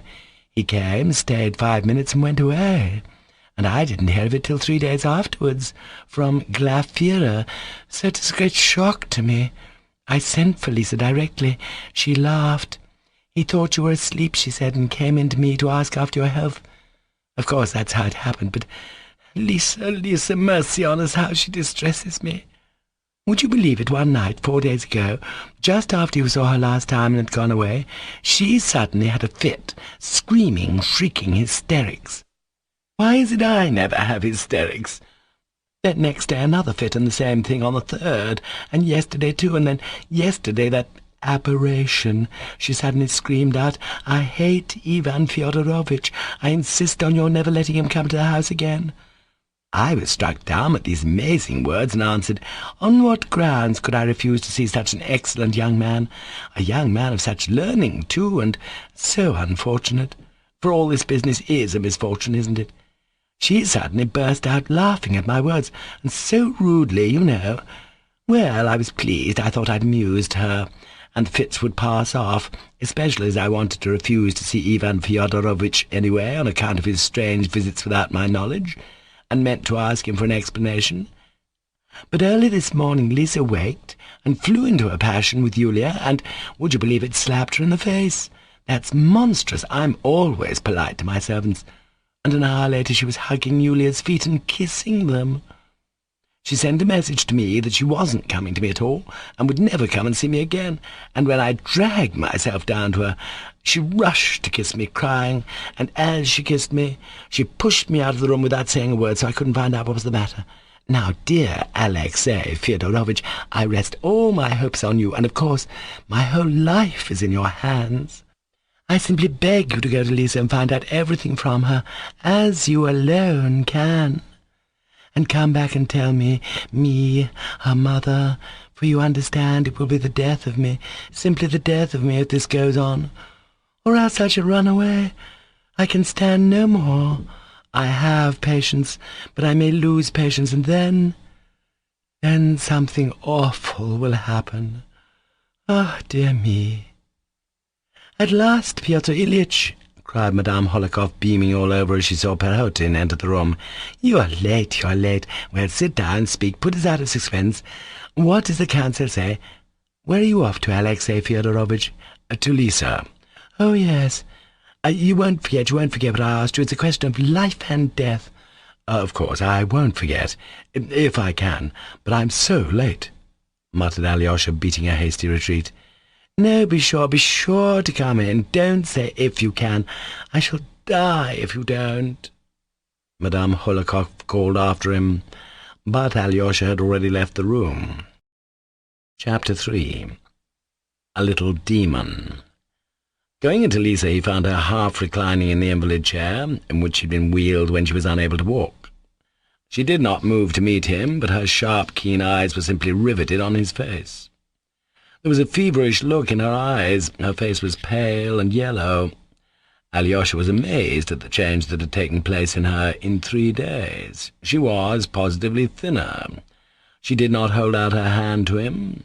He touched the thin, long fingers which lay motionless on her dress. Then he sat down facing her without a word. "I know you're in a hurry to get to the prison," Lisa said curtly, "and Mamma's kept you there for hours. She's just been telling you about me and Yulia." "How do you know?" asked Alyosha. "I've been listening. Why do you stare at me? I want to listen, and I do listen. There's no harm in that. I don't apologize." "You're upset about something?" "On the contrary, I'm very happy. I've only just been reflecting for the 30th time what a good thing it is I refused you and shall not be your wife. You're not fit to be a husband. If I were to marry you and give you a note to take to the man I loved after you, you'd take it and be sure to give it to him and bring an answer back too. If you were 40, you would still go on taking my love letters for me." She suddenly laughed. "There is something spiteful and yet open-hearted about you." Alyosha smiled at her. "The open-heartedness consists in my not being ashamed of myself with you. What's more, I don't want to feel ashamed with you, just with you. Alyosha, why is it I don't respect you? I'm very fond of you, but I don't respect you. If I respected you, I shouldn't talk to you without shame, should I? No? But do you believe that I'm not ashamed with you?" "No, I don't believe it." Lisa laughed nervously again. She spoke rapidly. "I sent your brother, Dmitri Fyodorovitch, some sweets in prison. Alyosha, you know, you are quite pretty. I shall love you awfully for having so quickly allowed me not to love you." "Why did you send for me today, Lisa?" "I wanted to tell you of a longing I have. I should like someone to torture me, marry me, and then torture me, deceive me, and go away. I don't want to be happy." "You're in love with disorder?" "Yes, I want disorder. I keep wanting to set fire to the house. I keep imagining how I'll creep up and set fire to the house on the sly. It must be on the sly. They'll try to put it out, but it'll go on burning, and I shall know and say nothing. Ah, what silliness! And how bored I am!" She waved her hand with a look of repulsion. "It's your luxurious life," said Alyosha softly. "Is it better then to be poor?" "Yes, it is better." "That's what your monk taught you." "That's not true. Let me be rich and all the rest poor. I'll eat sweets and drink cream and not give any to anyone else." "Ah, don't speak. Don't say anything." She shook her hand at him, although Alyosha had not opened his mouth. "You told me all that before. I know it all by heart. It bores me. If I am ever poor, I shall murder somebody, and even if I'm rich, I may murder someone, perhaps. Why do nothing? But you know, I should like to reap, cut the rye. I'll marry you, and you shall become a peasant, a real peasant. We'll keep a colt, shall we?" "Do you know Kalganov?" "Yes." "He's always wandering about, dreaming. He says, why live in real life? It's better to dream. One can dream the most delightful things, but real life is a bore. But he'll be married soon, for all that he's been making love to me already. Can you spin tops?"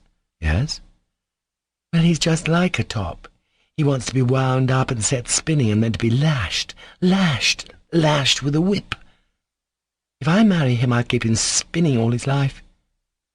You're not ashamed to be with me?" "No." "You're awfully cross because I don't talk about holy things. I don't want to be holy. What will they do to me in the next world for the greatest sin? You must know all about that." "God will censor you." Alyosha was watching her steadily. "That's just what I should like. I would go up, and they would censure me, and I'd burst out laughing in their faces. I should dreadfully like to set fire to the house. Alyosha, to our house. You still don't believe me?"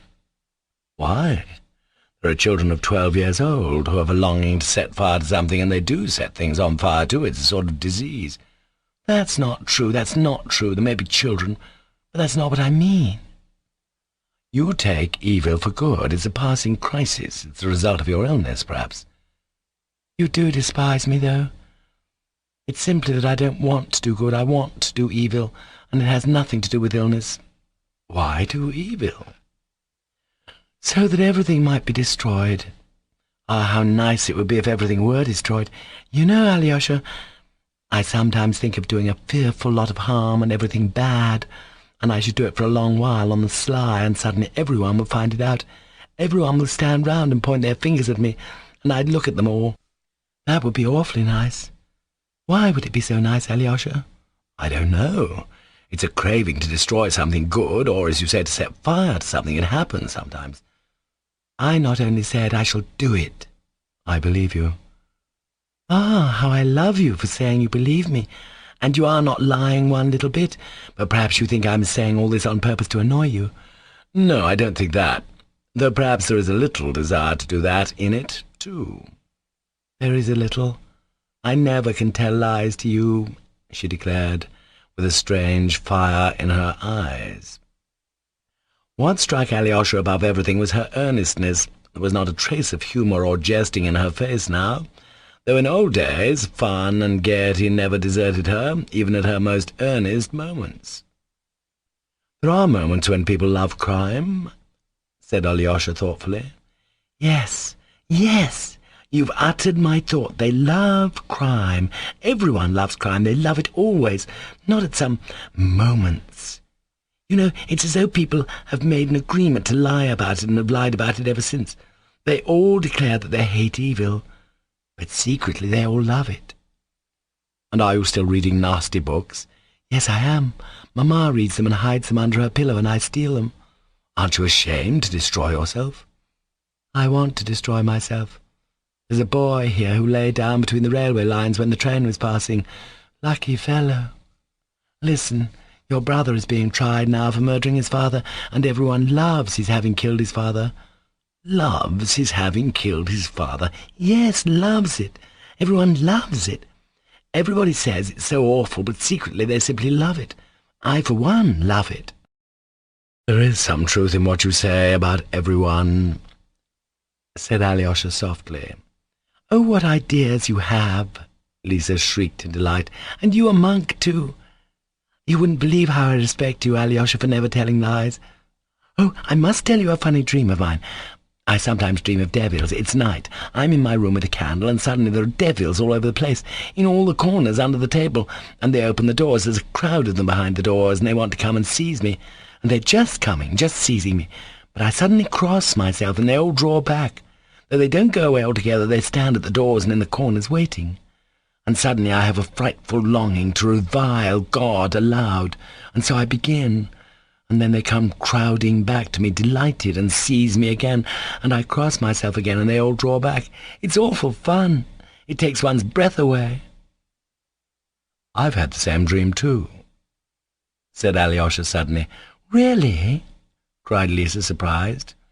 I say, Alyosha, don't laugh, that's awfully important. Could two different people have the same dream? It seems they can. Alyosha, I tell you, it's awfully important, Lisa went on with really excessive amazement.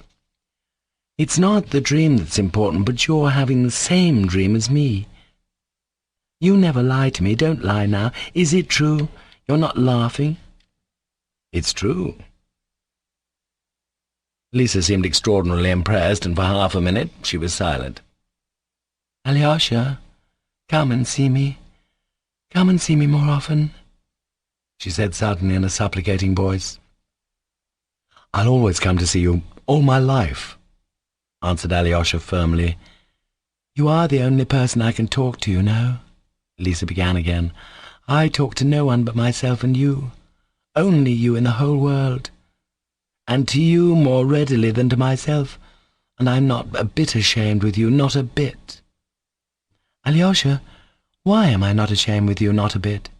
Alyosha, is it true that at Easter the Jews steal a child and kill it? I don't know.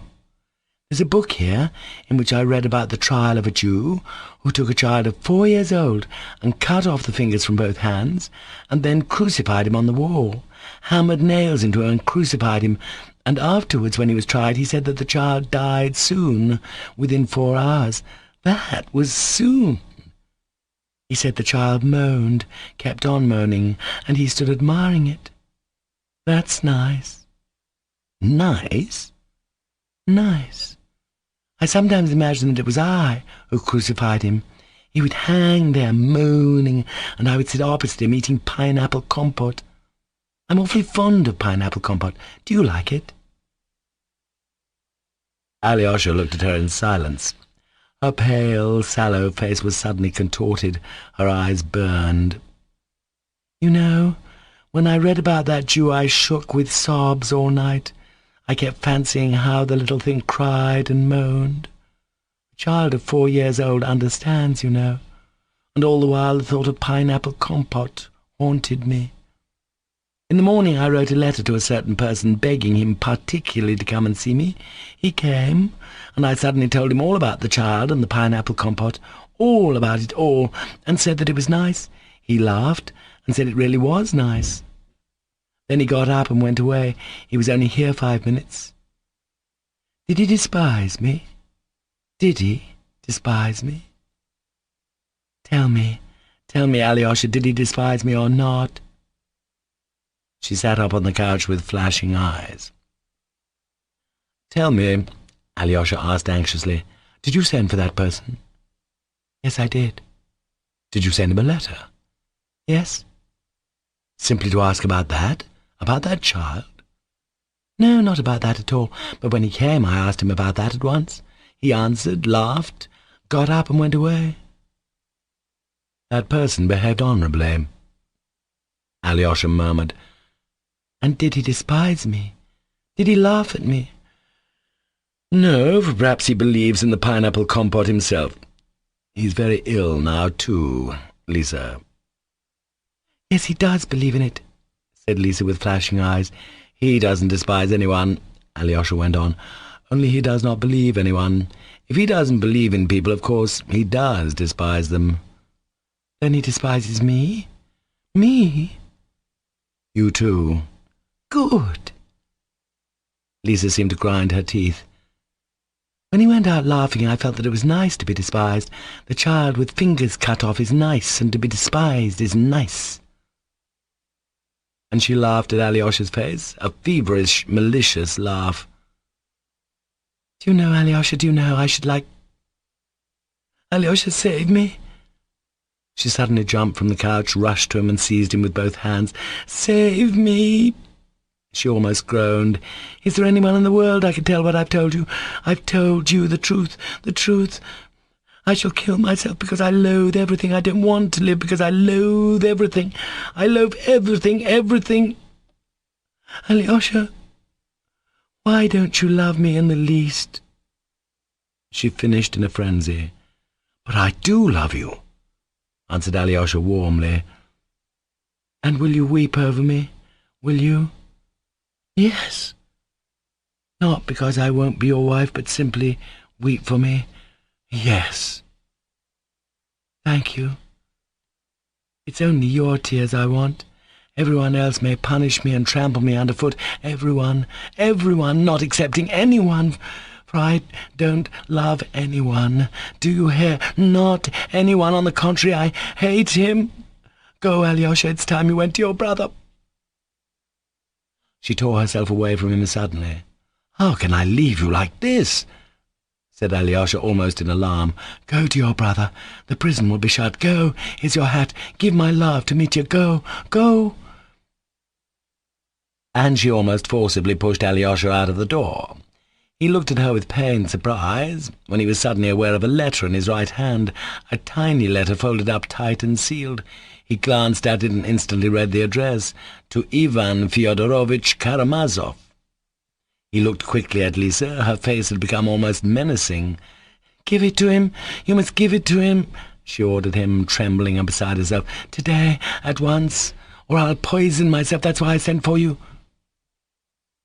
And she slammed the door quickly. The bolt clicked. Alyosha put the note in his pocket and went straight downstairs, without going back to Madame Hohlakov, forgetting her, in fact. As soon as Alyosha had gone, Lisa unbolted the door, opened it a little, put her finger in the crack, and slammed the door with all her might, pinching her finger. 10 seconds after releasing her finger, she walked softly, slowly to her chair, sat up straight in it, and looked intently at her blackened finger, and at the blood that oozed from under the nail. Her lips were quivering, and she kept whispering rapidly to herself, "I'm a wretch, wretch, wretch, wretch." Chapter 4. A Hymn and a Secret. It was quite late. Days are short in November, when Alyosha rang at the prison gate. It was beginning to get dusk. But Alyosha knew that he would be admitted without difficulty. Things were managed in our little town, as everywhere else. At first, of course, on the conclusion of the preliminary inquiry, relations and a few other persons could only obtain interviews with Mitya by going through certain inevitable formalities. But later, though the formalities were not relaxed, exceptions were made for some, at least, of Mitya's visitors. So much so that sometimes the interviews with the prisoner in the room set aside for the purpose were practically tete-a-tete. These exceptions, however, were few in number. Only Grushenka, Alyosha, and Rakitin were treated like this. But the captain of the police, Mikhail Mikhailovich, was very favourably disposed to Grushenka. His abuse of her at Mokroe weighed on the old man's conscience, and when he learned the whole story he completely changed his view of her. And strange to say, though he was firmly persuaded of his guilt, yet after Mitya was once in prison, the old man came to take a more and more lenient view of him. He was a man of good heart, perhaps, he thought, who had come to grief from drinking and dissipation. His first horror had been succeeded by pity. As for Alyosha, the police captain was very fond of him, and had known him for a long time. Rakitin, who had of late taken to coming very often to see the prisoner, was one of the most intimate acquaintances of the police captain's young ladies, as he called them, and was always hanging about their house. He gave lessons in the house of the prison superintendent, too, who, though scrupulous in the performance of his duties, was a kind-hearted old man. Alyosha, again, had an intimate acquaintance of long standing with the superintendent, who was fond of talking to him, generally on sacred subjects. He respected Ivan Fyodorovich and stood in awe of his opinion, though he was a great philosopher himself. Self-taught, of course. But Alyosha had an irresistible attraction for him, During the last year the old man had taken to studying the apocryphal Gospels, and constantly talked over his impressions with his young friend. He used to come and see him in the monastery, and discussed for hours together with him and with the monks. So, even if Alyosha were late at the prison, he had only to go to the superintendent, and everything was made easy. Besides, everyone in the prison, down to the humblest warder, had grown used to Alyosha. The sentry, of course, did not trouble him so long as the authorities were satisfied. When Mitya was summoned from his cell, he always went downstairs to the place set aside for interviews.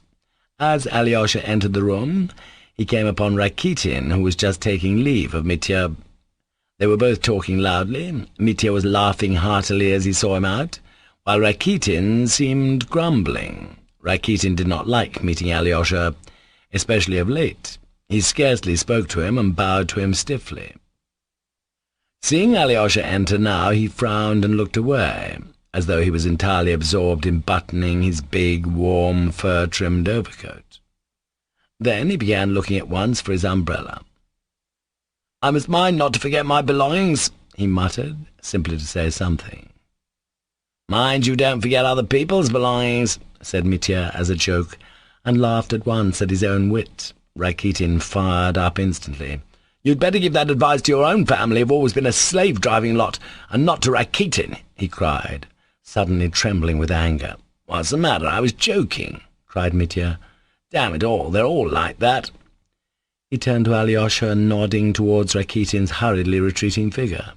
"He was sitting here, laughing and cheerful, and all at once he boils up like that. He didn't even nod to you. Have you broken with him completely? Why are you so late? I've not been simply waiting, but thirsting for you the whole morning. But never mind, we'll make up for it now." "Why does he come here so often? Surely you're not such great friends?" asked Alyosha. He, too, nodded at the door through which Rakitin had disappeared. "Great friends with Rakitin? No, not as much as that. Is it likely, a pig like that? He considers I am a blackguard. They can't understand a joke either. That's the worst of such people. They never understand a joke, and their souls are dry and flat. They remind me of prison walls when I was first brought here. But he is a clever fellow, very clever. Well, Alexei, it's all over with me now." He sat down on the bench and made Alyosha sit down beside him. "Yes, the trial's tomorrow. Are you so hopeless, brother?" Alyosha said, with an apprehensive feeling. "What are you talking about?" said Mitya, looking at him rather uncertainly. "Oh, you mean the trial? Damn it all! Till now we've been talking of things that don't matter about this trial, but I haven't said a word to you about the chief thing. Yes, the trial is tomorrow, but it wasn't the trial I meant when I said it was all over with me. Why do you look at me so critically?" "What do you mean, Mitya?" Ideas, that's all. Ethics. What is ethics?" "Ethics?" asked Alyosha, wondering. "Yes, is it a science?" "Yes, there is such a science, but I confess I can't explain to you what sort of science it is." Rakitin knows. Rakitin knows a lot, damn him. He's not going to be a monk. He means to go to Petersburg. There he'll go in for criticism of an elevating tendency. Who knows, he may be of use and make his own career, too. Ugh, they're first-rate, these people, at making a career. Damn ethics. I'm done for, Alexei, I am, you man of God. I love you more than anyone. It makes my heart yearn to look at you. Who was Karl Bernard?" "Karl Bernard?" Alyosha was surprised again. "No, not Karl. Stay, I made a mistake. Claude Bernard. What was he? Chemist? Or what?" "He must be a savant," answered Alyosha, "but I confess I can't tell you much about him either. I've heard of him as a savant, but what sort I don't know." "Well, damn him then, I don't know either," swore Mitya. "A scoundrel of some sort, most likely. They're all scoundrels, and Rakitin will make his way. Rakitin will get on anywhere. He's another Bernard. Ugh, these Bernards, they're all over the place." "But what is the matter?" Alyosha asked insistently. "He wants to write an article about me, about my case, and so begin his literary career. That's what he comes for, he said so himself. He wants to prove some theory. He wants to say he couldn't help murdering his father, he was corrupted by his environment, and so on. He explained it all to me. He's going to put in a tinge of socialism, he says. But there, damn the fellow, he can put in a tinge if he likes. I don't care. He can't bear Ivan. He hates him. He's not fond of you, either. But I don't turn him out, for he's a clever fellow. Awfully conceited, though. I said to him just now, the Karamazovs are not blackguards, but philosophers. For all true Russians are philosophers, and though you've studied, you are not a philosopher. You are a low fellow. He laughed so maliciously, and I said to him, De ideabus non est disputandum. Isn't that rather good? I can set up for being a classic, you see. Mitya laughed suddenly. Why is it all over with you? You said so just now. Alyosha interposed. Why is it all over with me? The fact of it is, if you take it as a whole, I'm sorry to lose God. That's why it is. What do you mean by sorry to lose God? Imagine, inside, in the nerves, in the head. That is, these nerves are there in the brain. Damn them. There are sort of little tails, the little tails of those nerves, and as soon as they begin quivering, well, that is, you see, I look at something with my eyes, and then they begin quivering, those little tails, and when they quiver, then an image appears. It doesn't appear at once, but an instant, a second, passes, and then something like a moment appears. That is, not a moment, devil take the moment, but an image. That is, an object or an action, damn it. That's why I see and then think, because of those tails, not at all because I've got a soul and that I am some sort of image and likeness. All that is nonsense. Rakitin explained it all to me yesterday, brother, and it simply bowled me over. It's magnificent, Alyosha, this science. A new man's arising, that I understand. And yet I'm sorry to lose God. Well, that's a good thing anyway, said Alyosha. That I'm sorry to lose God? It's chemistry, brother, chemistry. There's no help for it, your reverence. You must make way for chemistry. And Rakitin does dislike God. Whew, doesn't he dislike him? That's the sore point with all of them. But they conceal it. They tell lies, they pretend. Will you preach this in your reviews? I asked him. Oh, well, if I did it openly, they won't let it through, he said. He laughed. But what will become of men, then? I asked him, without God and immortal life. All things are lawful, then they can do what they like? Didn't you know, he said, laughing, a clever man can do what he likes. He said, a clever man knows his way about, but you put your foot in it, committing a murder, and now you're rotting in prison. He says that to my face, a regular pig. I used to kick such people up, and now I listen to them. He talks a lot of sense, too, writes well. He began reading me an article last week. I copied out 3 lines of it. Wait a minute, here it is. Mitya hurriedly pulled out a piece of paper from his pocket and read, In order to determine this question, it is above all essential to put one's personality in contradiction to one's reality. Do you understand that? No, I don't, said Alyosha. He looked at Mitya and listened to him with curiosity. I don't understand either. It's dark and obscure, but intellectual. Everyone writes like that now, he says. It's the effect of their environment. They're afraid of the environment. He writes poetry, too, the rascal. He's written in honour of Madame Holokov's foot. Ha, ha. I've heard about it, said Alyosha. Have you? And have you heard the poem? No. I've got it. Here it is. I'll read it to you. You don't know. I haven't told you. There's quite a story about it. He's a rascal. 3 weeks ago he began to tease me. You've got yourself into a mess like a fool for the sake of 3,000, but I'm going to collar 150,000. I'm going to marry a widow and buy a house in Petersburg. And he told me he was courting Madame Holokov.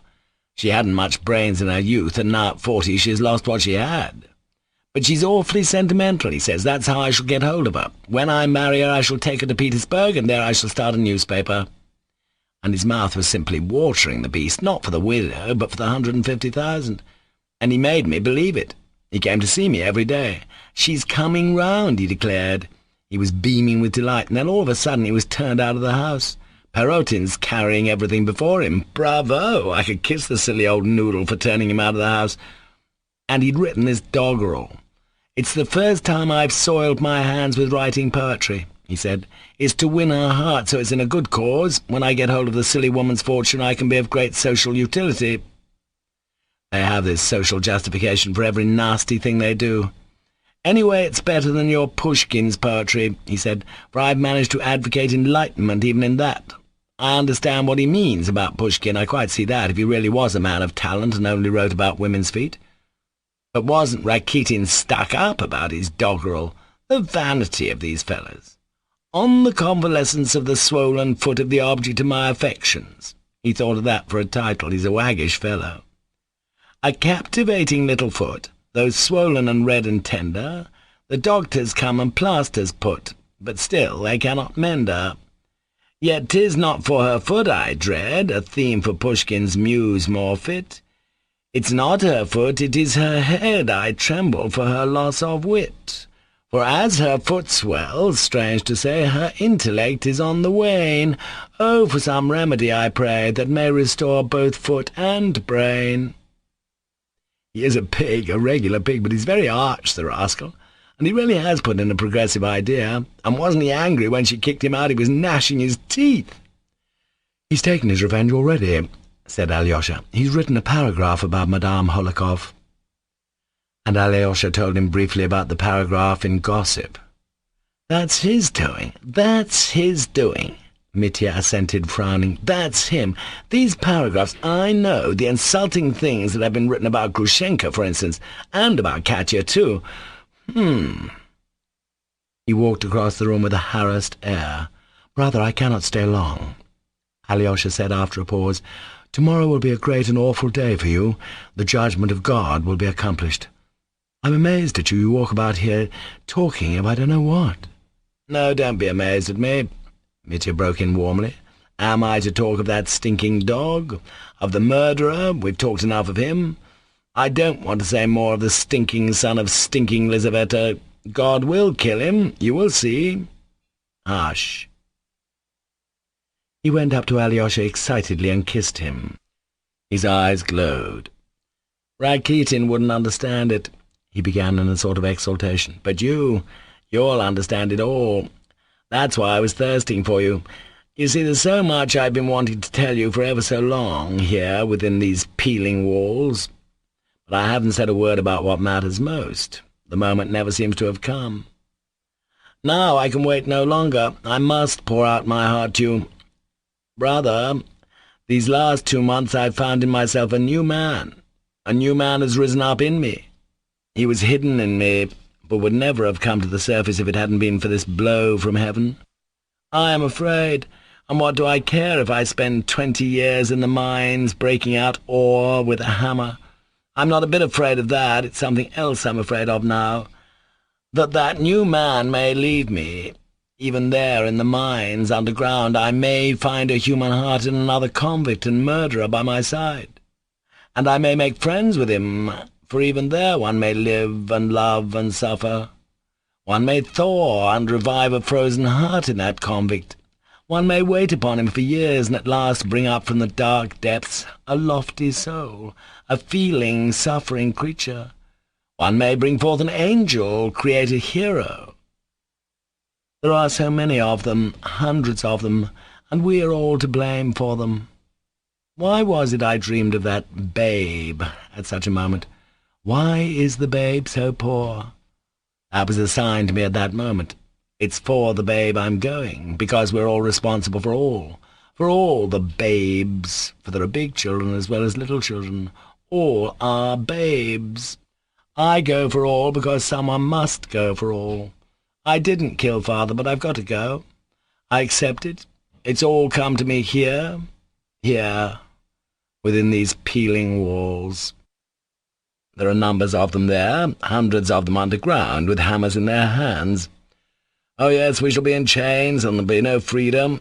But then, in our great sorrow, we shall rise again to joy, without which man cannot live, nor God exist. For God gives joy. It's his privilege, a grand one. Ah, man should be dissolved in prayer. What should I be underground there without God? Rakitin's laughing.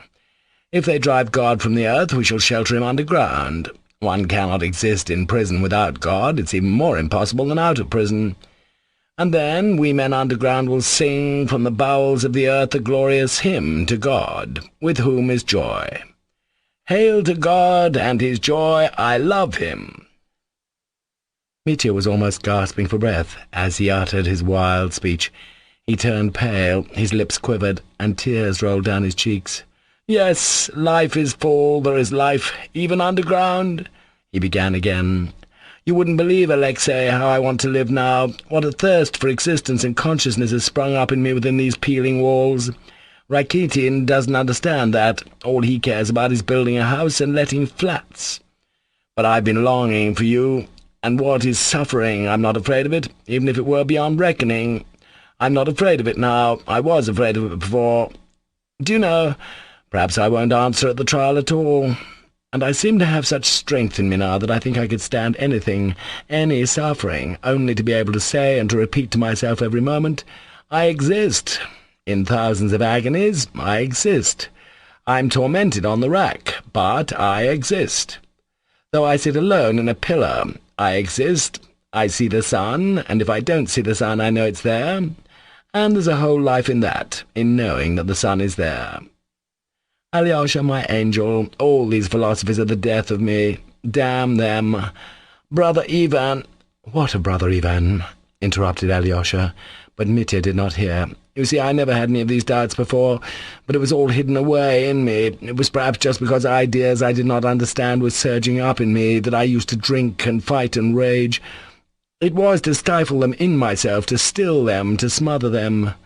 Ivan is not Rakitin, there's an idea in him. Ivan is a sphinx and is silent. He's always silent. It's God that's worrying me, that's the only thing that's worrying me. What if he doesn't exist? What if Rakitin's right? That is an idea made up by men. Then, if he doesn't exist, man is the chief of the earth, of the universe. Magnificent! Only how is he going to be good without God? That's the question. I always come back to that. For whom is man going to love then? To whom will he be thankful? To whom will he sing the hymn? Rakitin laughs. Rakitin says that one can love humanity without God. Well, only a snivelling idiot can maintain that. I can't understand it. Life's easy for Rakitin. You'd better think about the extension of civic rights, or even of keeping down the price of meat. You will show your love for humanity more simply and directly by that than by philosophy." I answered him. "Well, but you, without a god, are more likely to raise the price of meat, if it suits you, and make a rouble in every kopeck." He lost his temper. "But after all, what is goodness? Answer me that, Alexei. Goodness is one thing with me and another with a Chinaman, so it's a relative thing. Or isn't it? Is it not relative? A treacherous question. You won't laugh if I tell you it's kept me awake 2 nights. I only wonder now how people can live and think nothing about it. Vanity. Ivan has no God. He has an idea, it's beyond me, but he is silent. I believe he's a Freemason, I asked him, but he's silent. I wanted to drink from the springs of his soul. He was silent. But once he did drop a word." "What did he say?" Alyosha took it up quickly. "I said to him, then everything is lawful if it is so." He frowned.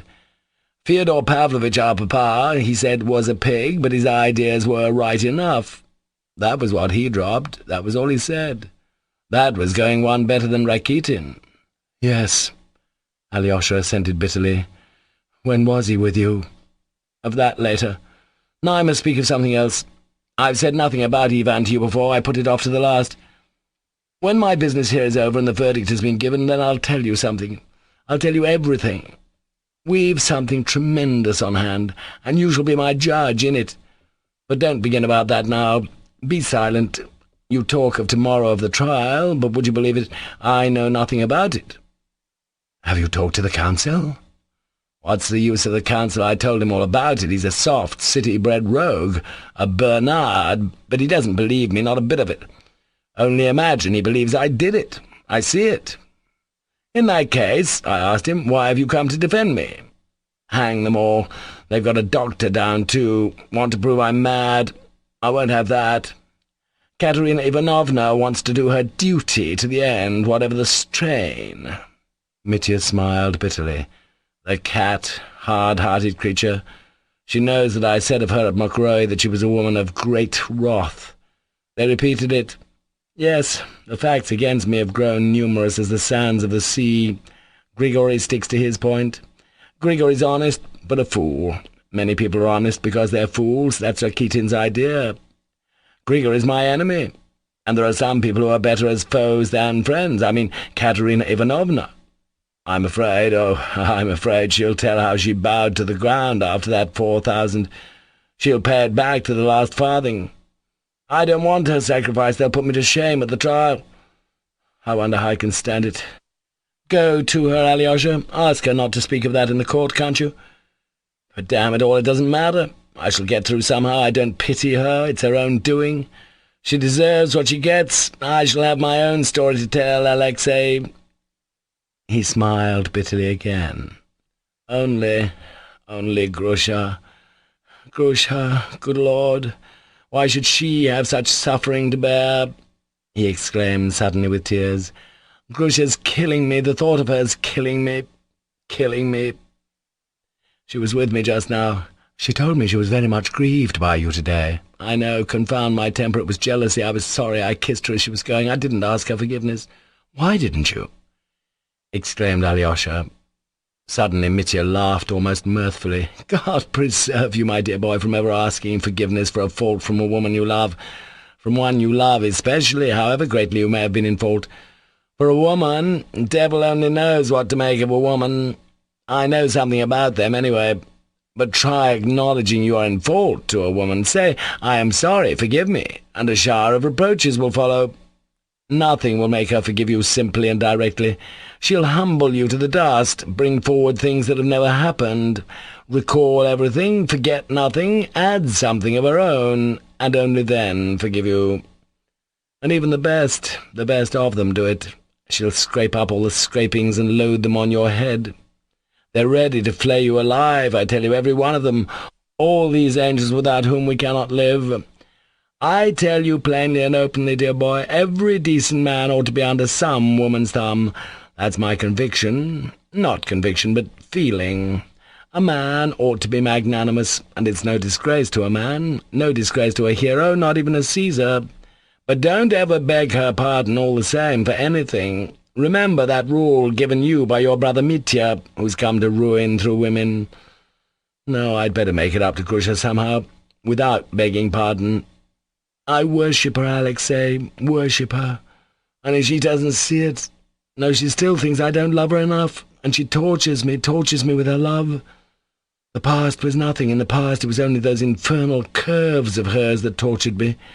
But now I've taken all her soul into my soul, and through her I've become a man myself. Will they marry us? If they don't, I shall die of jealousy. I imagine something every day. What did you say to you about me? Alyosha repeated all Grushenka had said to him that day. Mitya listened, made him repeat things, and seemed pleased. Then she's not angry at my being jealous, he exclaimed. She is a regular woman. I've a fierce heart myself. Ah, I love such fierce hearts, so I can't bear anyone's being jealous of me. I can't endure it. We shall fight, but I shall love her infinitely. Will they marry us? Do they let convicts marry? That's the question. And without her I can't exist. Mitya walked frowning across the room. It was almost dark. He suddenly seemed terribly worried. So there's a secret, she says, a secret? We've got up a plot against her, and Katya's mixed up in it, she thinks. No, my good Grushenka, that's not it. You're very wide of the mark in your foolish, feminine way. Alyosha, darling, well, here goes. I'll tell you our secret. He looked round, went close up quickly to Alyosha, who was standing before him, and whispered to him with an air of mystery, though in reality no one could hear them. The old warder was dozing in the corner, and not a word could reach the ears of the soldiers on guard. "I'll tell you our secret," Mitya whispered hurriedly. "I meant to tell you later, for how could I decide on anything without you? You're everything to me. Though I said that Ivan is superior to us, you are my angel. It's your decision will decide it. Perhaps it's you that is superior and not Ivan. You see, it's a question of conscience, question of the higher conscience. The secret is so important that I can't settle it myself, and I put it off till I could speak to you. But anyway, it's too early to decide now if we must wait for the verdict. As soon as the verdict is given, you shall decide my fate. Don't decide it now, I'll tell you now. You listen, but don't decide. Stand and keep quiet. I won't tell you everything. I'll only tell you the idea without details, and you keep quiet. Not a question, not a movement. You agree? But goodness, what shall I do with your eyes? I'm afraid your eyes will tell me your decision, even if you don't speak. Oh, I'm afraid. Alyosha, listen. Ivan suggests my escaping. I won't tell you the details. It's all been thought out. It can all be arranged. Hush, don't decide. I should go to America with Grusha. You know I can't live without Grusha. What if they won't let her follow me to Siberia? Do they let convicts get married? Ivan thinks not. And without Grusha, what should I do there, underground with a hammer? I should only smash my skull with a hammer. But on the other hand, my conscience, I should have run away from suffering. A sign has come. I reject the sign. I have a way of salvation, and I turn my back on it. Ivan says that in America, with the goodwill, I can be of more use than underground. But what becomes of him from underground? What's America? America is vanity again. And there's a lot of swindling in America, too, I expect. I should have run away from crucifixion, I tell you, Alexei, because you're the only person who can understand this. There's no one else. It's folly, madness to others, all I've told you of the hymn. They'll say I'm out of my mind or a fool. I'm not out of my mind, and I'm not a fool. Ivan understands about the hymn, too. He understands, only he doesn't answer. He doesn't speak. He doesn't believe in the hymn. Don't speak, don't speak.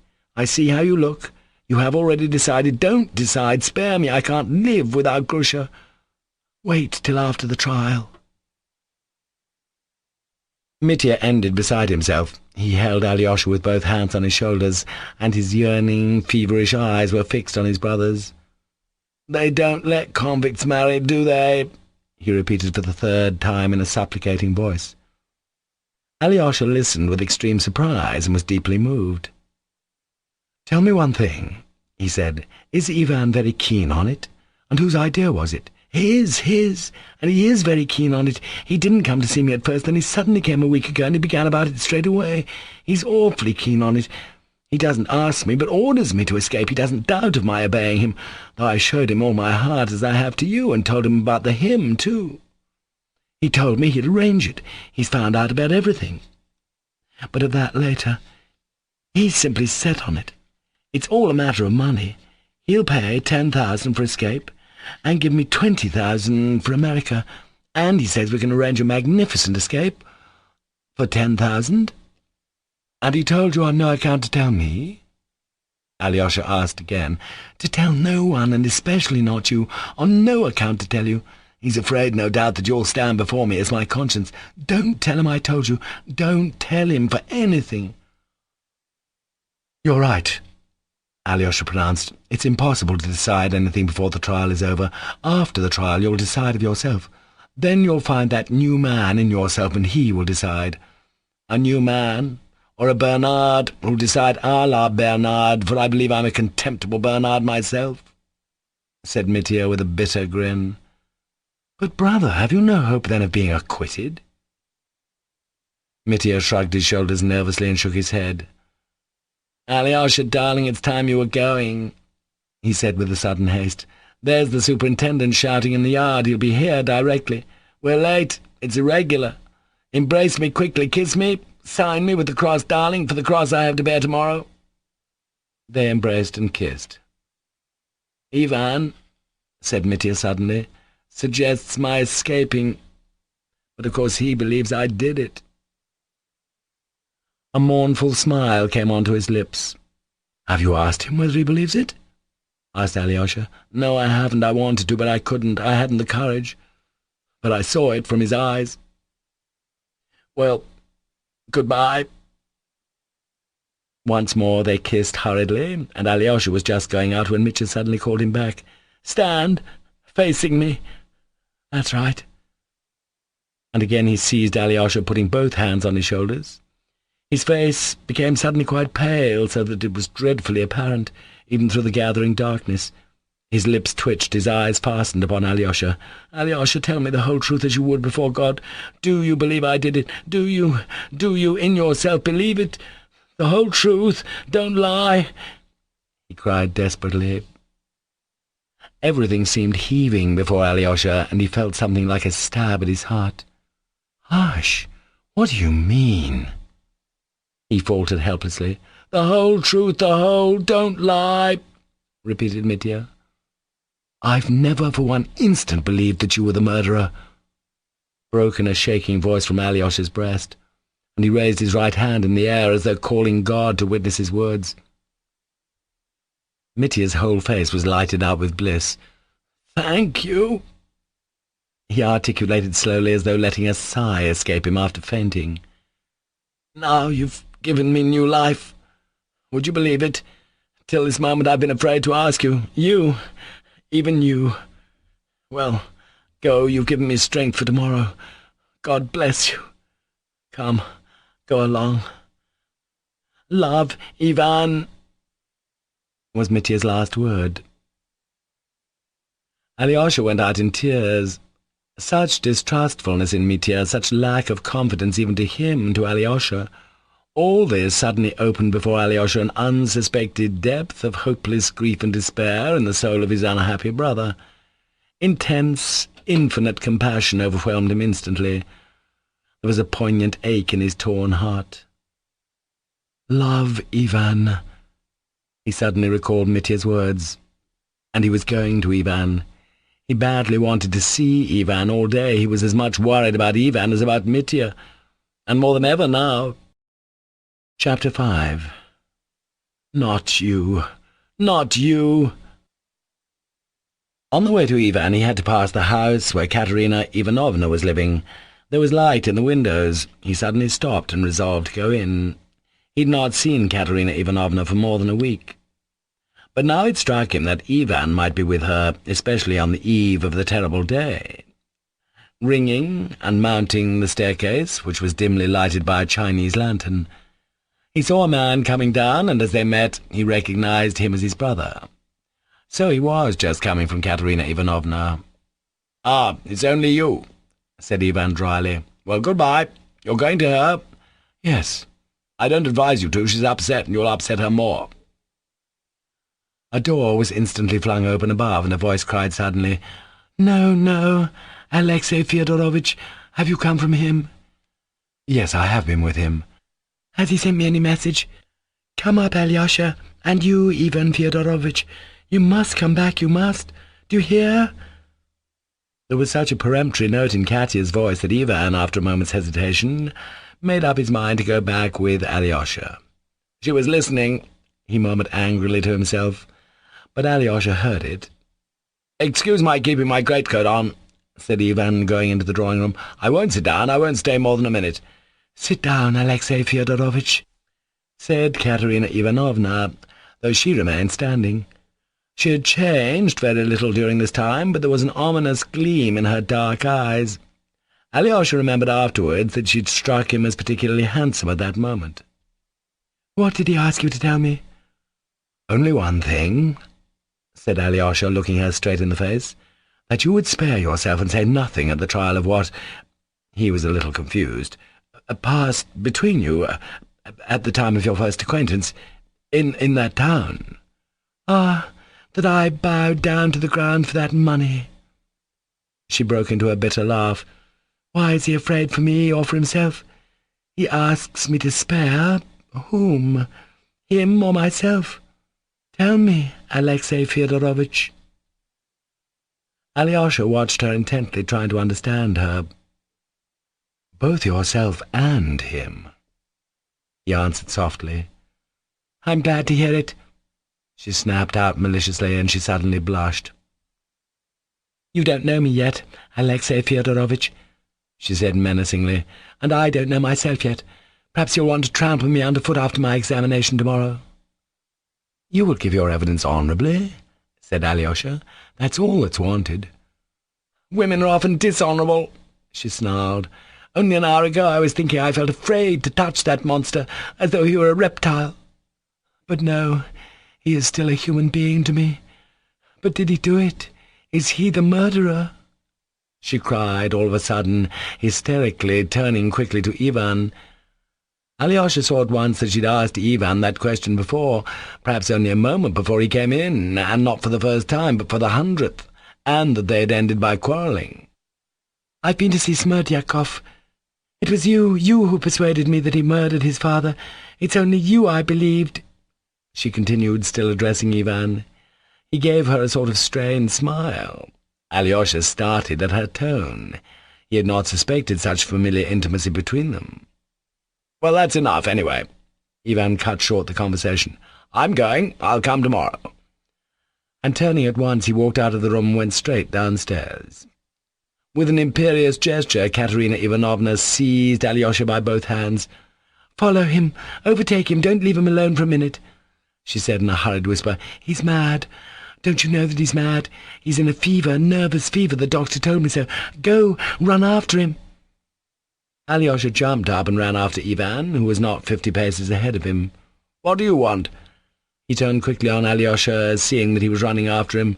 "She told you to catch me up because I'm mad. I know it all by heart," he added irritably. "She's mistaken, of course. But she is right that you're ill," said Alyosha. "I was looking at your face just now. You look very ill, Ivan." Ivan walked on without stopping. Alyosha followed him. "And do you know, Alexey Fyodorovitch, how people do go out of their mind?" Ivan asked in a voice suddenly quiet, without a trace of irritation, with a note of the simplest curiosity. "No, I don't. I suppose there are all kinds of insanity." "And can one observe that one's going mad oneself?" "I imagine one can't see oneself clearly in such circumstances." Alyosha answered with surprise. Ivan paused for half a minute. "If you want to talk to me, please change the subject," he said suddenly.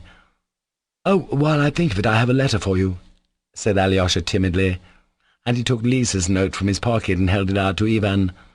They were just under a lamp-post. Ivan recognized the handwriting at once. "Ah, from that little demon!" He laughed maliciously, and without opening the envelope he tore it into bits and threw it in the air. The bits were scattered by the wind. "She's not 16 yet, I believe, and already offering herself," he said contemptuously, striding along the street again. "How do you mean, offering herself?" exclaimed Alyosha. "As wanton women offer themselves, to be sure." "How can you, Ivan, how can you?" Alyosha cried warmly in a grieved voice. "She's a child. You're insulting a child. She's ill. She's very ill, too. She's on the verge of insanity, too, perhaps. I had hoped to hear something from you that would save her." "You'll hear nothing from me. If she is a child, I'm not her nurse. Be quiet, Alexei. Don't go on about her. I'm not even thinking about it."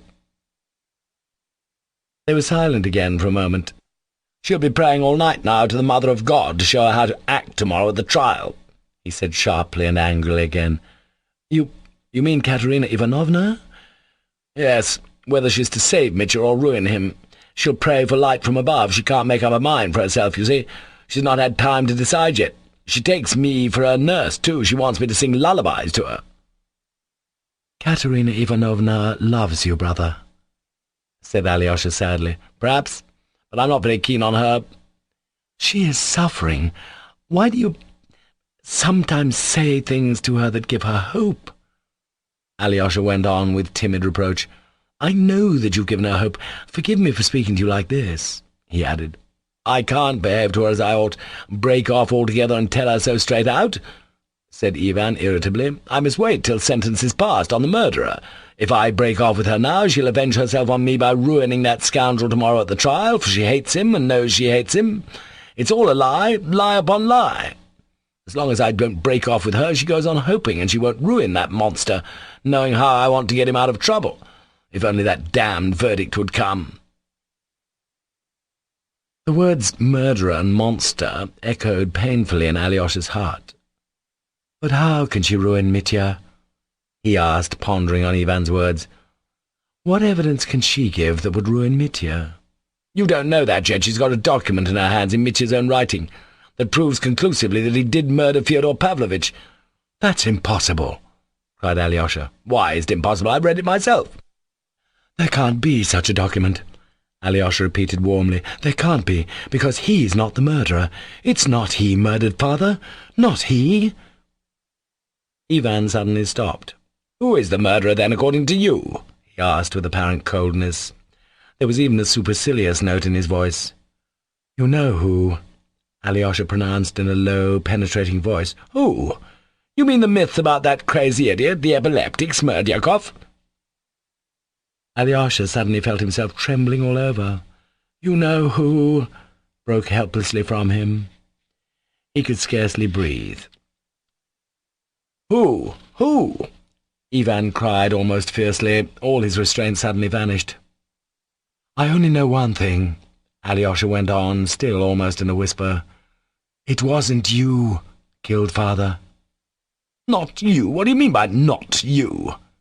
Ivan was thunderstruck. "It was not you killed Father, not you," Alyosha repeated firmly. The silence lasted for half a minute. "I know I didn't. Are you raving?" said Ivan with a pale, distorted smile. His eyes were riveted on Alyosha.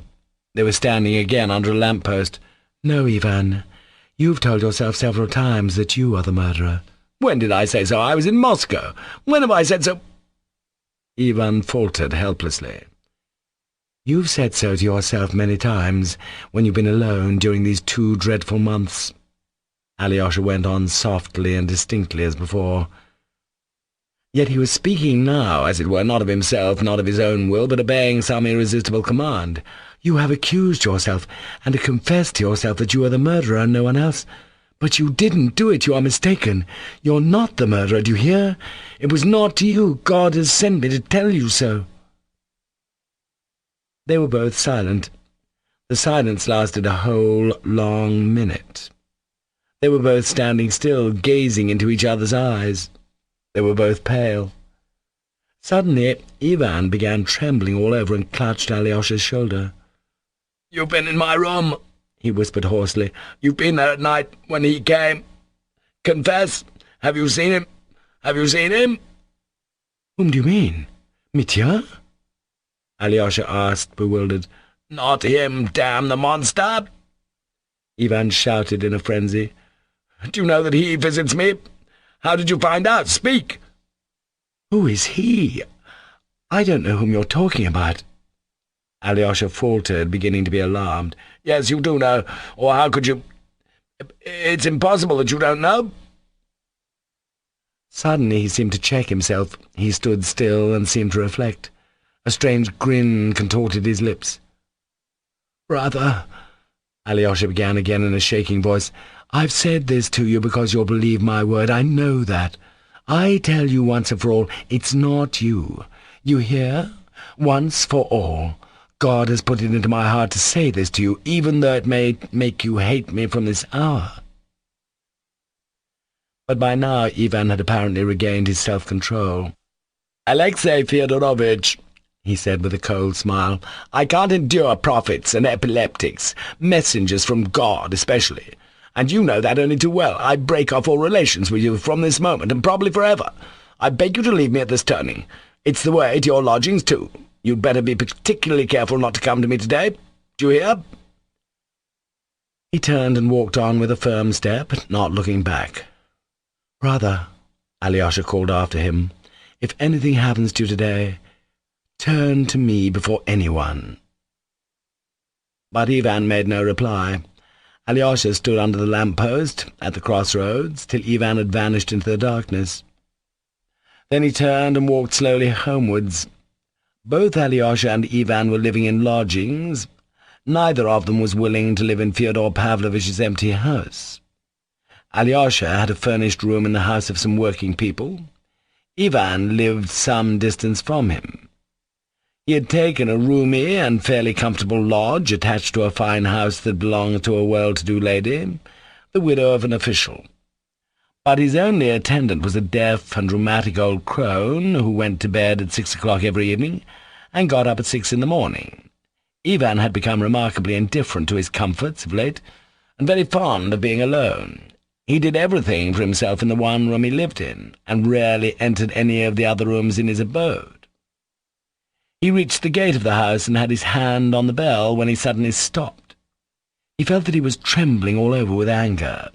Suddenly he let go of the bell, turned back with a curse, and walked with rapid steps in the opposite direction. He walked 1.5 miles to a tiny, slanting wooden house, almost a hut, where Maria Kondratyevna, the neighbour who used to come to Fyodor Pavlovitch's kitchen for soup, and to whom Smerdyakov had once sung his songs and played on the guitar, was now lodging. She had sold their little house and was now living here with her mother. Smerdyakov, who was ill, almost dying, had been with them ever since Fyodor Pavlovitch's death. It was to him Ivan was going now, drawn by a sudden and irresistible prompting. Chapter 6. The first interview with Smerdyakov. This was the 3rd time that Ivan had been to see Smerdyakov since his return from Moscow. The first time he'd seen him and talked to him was on the first day of his arrival. Then he'd visited him once more, a fortnight later. But his visits had ended with that second one, so that it was now over a month since he'd seen him, and he had scarcely heard anything of him. Ivan had only returned 5 days after his father's death, so that he was not present at the funeral, which took place the day before he came back. The cause of his delay was that Alyosha, not knowing his Moscow address, had to apply to Katerina Ivanovna to telegraph to him, and she, not knowing his address either, telegraphed to her sister and aunt, reckoning on Ivan's going to see them as soon as he arrived in Moscow. But he did not go to them till 4 days after his arrival. When he got the telegram, he had, of course, set off post-haste to our town. The first to meet him was Alyosha, and Ivan was greatly surprised to find that, in opposition to the general opinion of the town, he refused to entertain a suspicion against Mitya, and spoke openly of Smerdyakov as the murderer. Later on, after seeing the police captain and the prosecutor, and hearing the details of the charge and the arrest, he was still more surprised at Alyosha, and ascribed his opinion only to his exaggerated brotherly feeling and sympathy with Mitya, of whom Alyosha, as Ivan knew, was very fond. By the way, let us say a word or two of Ivan's feeling to his brother Dmitri. He positively disliked him, at most, felt sometimes a compassion for him, and even that was mixed with great contempt, almost repugnance. Mitya's whole personality, even his appearance, was extremely unattractive to him. Ivan looked with indignation on Katerina Ivanovna's love for his brother. Yet he went to see Mitya on the first day of his arrival, and that interview, far from shaking Ivan's belief in his guilt, positively strengthened it. He found his brother agitated, nervously excited. Mitya had been talkative, but very absent-minded and incoherent. He used violent language, accused Smerdyakov, and was fearfully muddled. He talked principally about the 3,000 roubles, which he said had been stolen from him by his father. "The money was mine, it was my money," Mitya kept repeating. "Even if I had stolen it, I should have had the right." He hardly contested the evidence against him, and if he tried to turn a fact to his advantage, it was in an absurd and incoherent way. He hardly seemed to wish to defend himself to Ivan or anyone else. Quite the contrary, he was angry and proudly scornful of the charges against him. He was continually firing up and abusing everyone. He only laughed contemptuously at Grigory's evidence about the open door, and declared that it was the devil that opened it. But he could not bring forward any coherent explanation of the fact. He even succeeded in insulting Ivan during their first interview, telling him sharply that it was not for people who declared that everything was lawful to suspect and question him. Altogether he was anything but friendly with Ivan on that occasion. Immediately after that interview with Mitya, Ivan went for the first time to see Smerdyakov. In the railway train on his way from Moscow, he kept thinking of Smerdyakov and of his last conversation with him on the evening before he went away.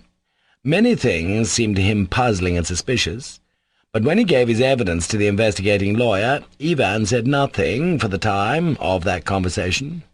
He put that off till he'd seen Smerdyakov, who was at that time in the hospital. Dr. Herzenstube and Valvinsky, the doctor he met in the hospital, confidently asserted in reply to Ivan's persistent questions that Smerdyakov's epileptic attack was unmistakably genuine, and were surprised indeed at Ivan asking whether he might not have been shamming on the day of the catastrophe. They gave him to understand that the attack was an exceptional one, the fits persisting and recurring several times, so that the patient's life was positively in danger. And it was only now, after they'd applied remedies, that they could assert with confidence that the patient would survive. Though it might well be, added Dr. Herzenstube, that his reason would be impaired for a considerable period, if not permanently. On Ivan's asking impatiently whether that meant that he was now mad, they told him that this was not yet the case, in the full sense of the word, but that certain abnormalities were perceptible. Ivan decided to find out for himself what those abnormalities were. At the hospital, he was at once allowed to see the patient. Smerdyakov was lying on a truckle bed in a separate ward. There was only one other bed in the room, and in it lay a tradesman of the town, swollen with dropsy, who was obviously almost dying. He could be no hindrance to their conversation. Smerdyakov grinned uncertainly on seeing Ivan, and for the first instant seemed nervous, so at least Ivan fancied. But that was only momentary. For the rest of the time he was struck, on the contrary, by Smerdyakov's composure. From the first glance Ivan had no doubt that he was very ill. He was very weak. He spoke slowly, seeming to move his tongue with difficulty. He was much thinner and sallower. Throughout the interview, which lasted 20 minutes, he kept complaining of headache and of pain in all his limbs. His thin, emasculate face seemed to have become so tiny. His hair was ruffled, and his crest of curls in front stood up in a thin tuft. But in the left eye, which was screwed up and seemed to be insinuating something, Smerdyakov showed himself unchanged. "It's always worthwhile speaking to a clever man." Ivan was reminded of that at once. He sat down on the stool at his feet. Smerdyakov, with painful effort, shifted his position in bed, but he was not the first to speak. He remained dumb, and did not even look much interested. "Can you talk to me?" asked Ivan. "I won't tire you much." "Certainly I can," mumbled Smerdyakov in a faint voice. "Has your honour been back long?" he added patronizingly, as though encouraging a nervous visitor. "I only arrived today. To see the mess you're in here." Smerdyakov sighed. "Why do you sigh? You knew of it all along," Ivan blurted out. Smerdyakov was stolidly silent for a while. "How could I help knowing it was clear beforehand? But how could I tell it would turn out like that?" "What would turn out? Don't prevaricate. You foretold you'd have a fit, on the way down to the cellar, you know. You mentioned the very spot." "Have you said so at the examination yet?" Smerdyakov queried with composure. Ivan felt suddenly angry. "No, I haven't yet, but I certainly shall. You must explain a great deal to me, my man, and let me tell you, I'm not going to let you play with me." "Why should I play with you when I put my whole trust in you, as in God Almighty?" said Smerdyakov with the same composure, only for a moment closing his eyes. "In the first place," began Ivan, "I know that epileptic fits can't be foretold beforehand. I've inquired. Don't try and take me in. You can't foretell the day and the hour. How was it you told me the day and the hour beforehand, and about the cellar too? How could you tell that you would fall down the cellar stairs in a fit, if you didn't sham a fit on purpose?" "I had to go to the cellar anyway, several times a day, indeed." Smerdyakov drawled deliberately. "I fell from the garden just in the same way a year ago. It's quite true you can't foretell the day and hour of a fit beforehand, but you can always have a presentiment of it.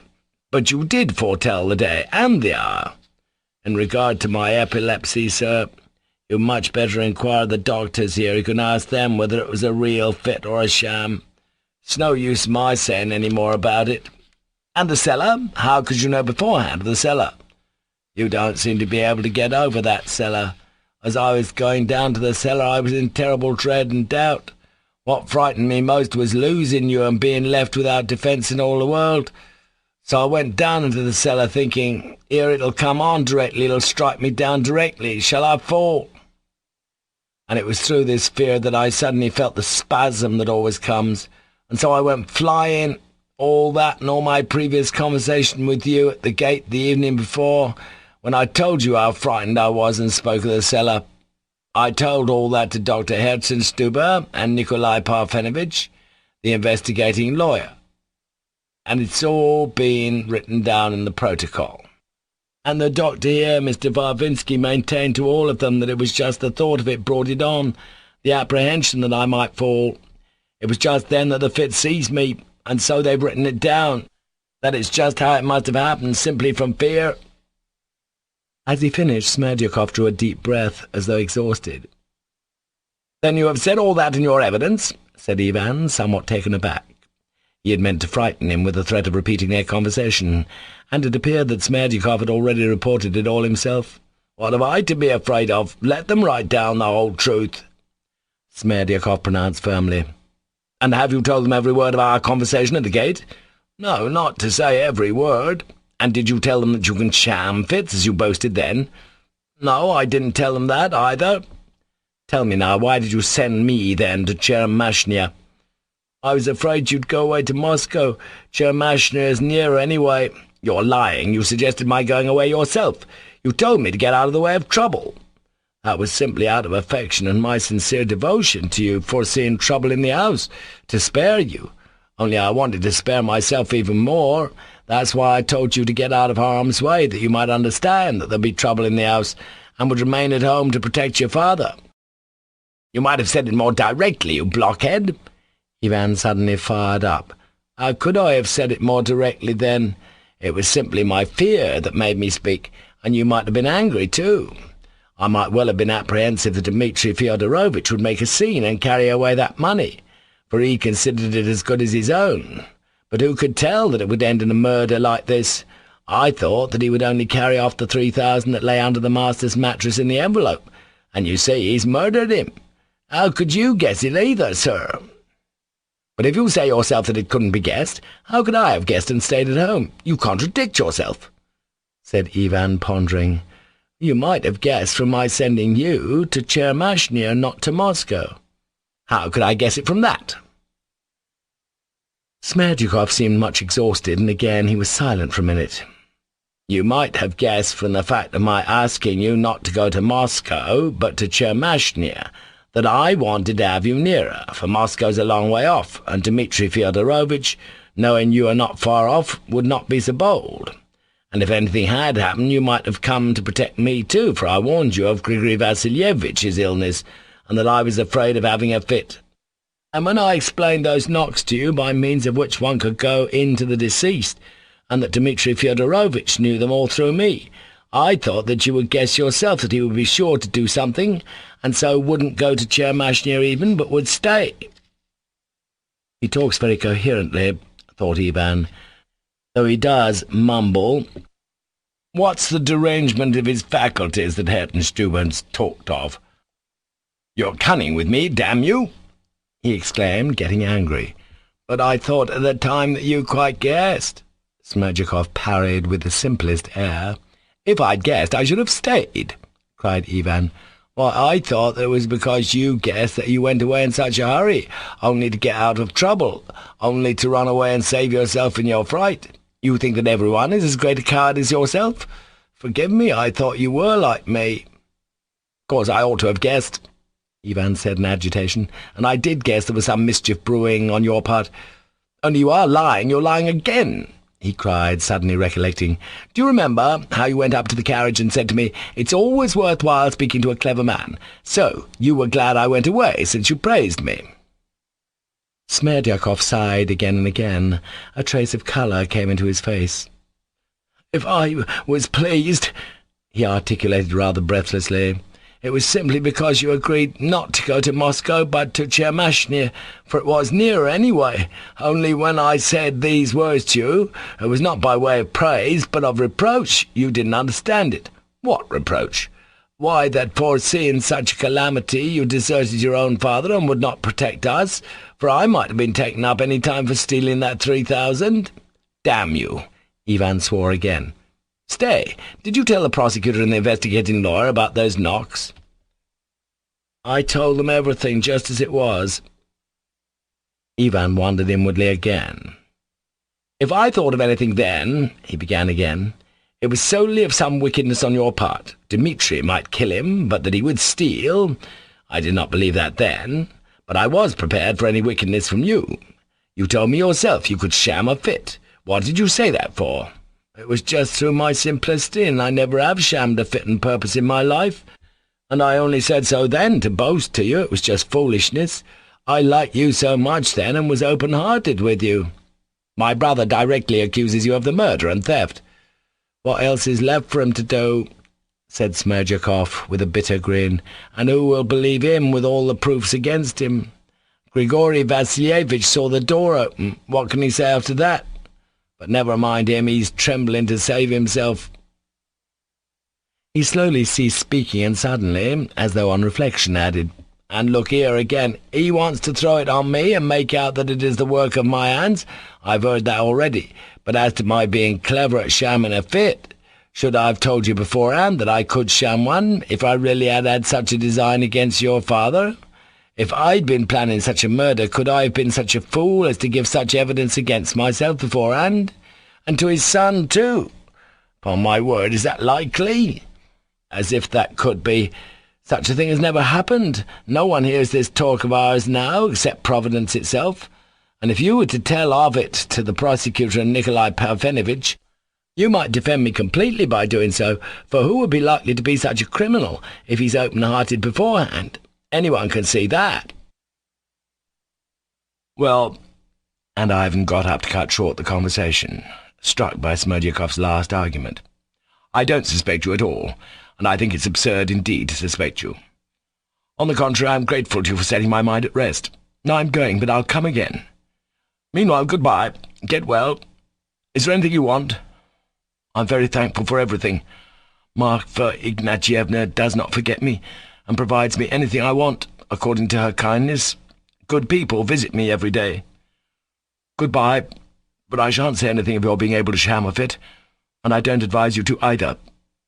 Something made Ivan say suddenly, "I quite understand, and if you don't speak of that, I shall say nothing of that conversation of ours at the gate." Then it happened that Ivan went out, and only when he'd gone a dozen steps along the corridor, he suddenly felt that there was an insulting significance in Smerdyakov's last words. He was almost on the point of turning back, but it was only a passing impulse, and muttering, "Nonsense," he went out of the hospital.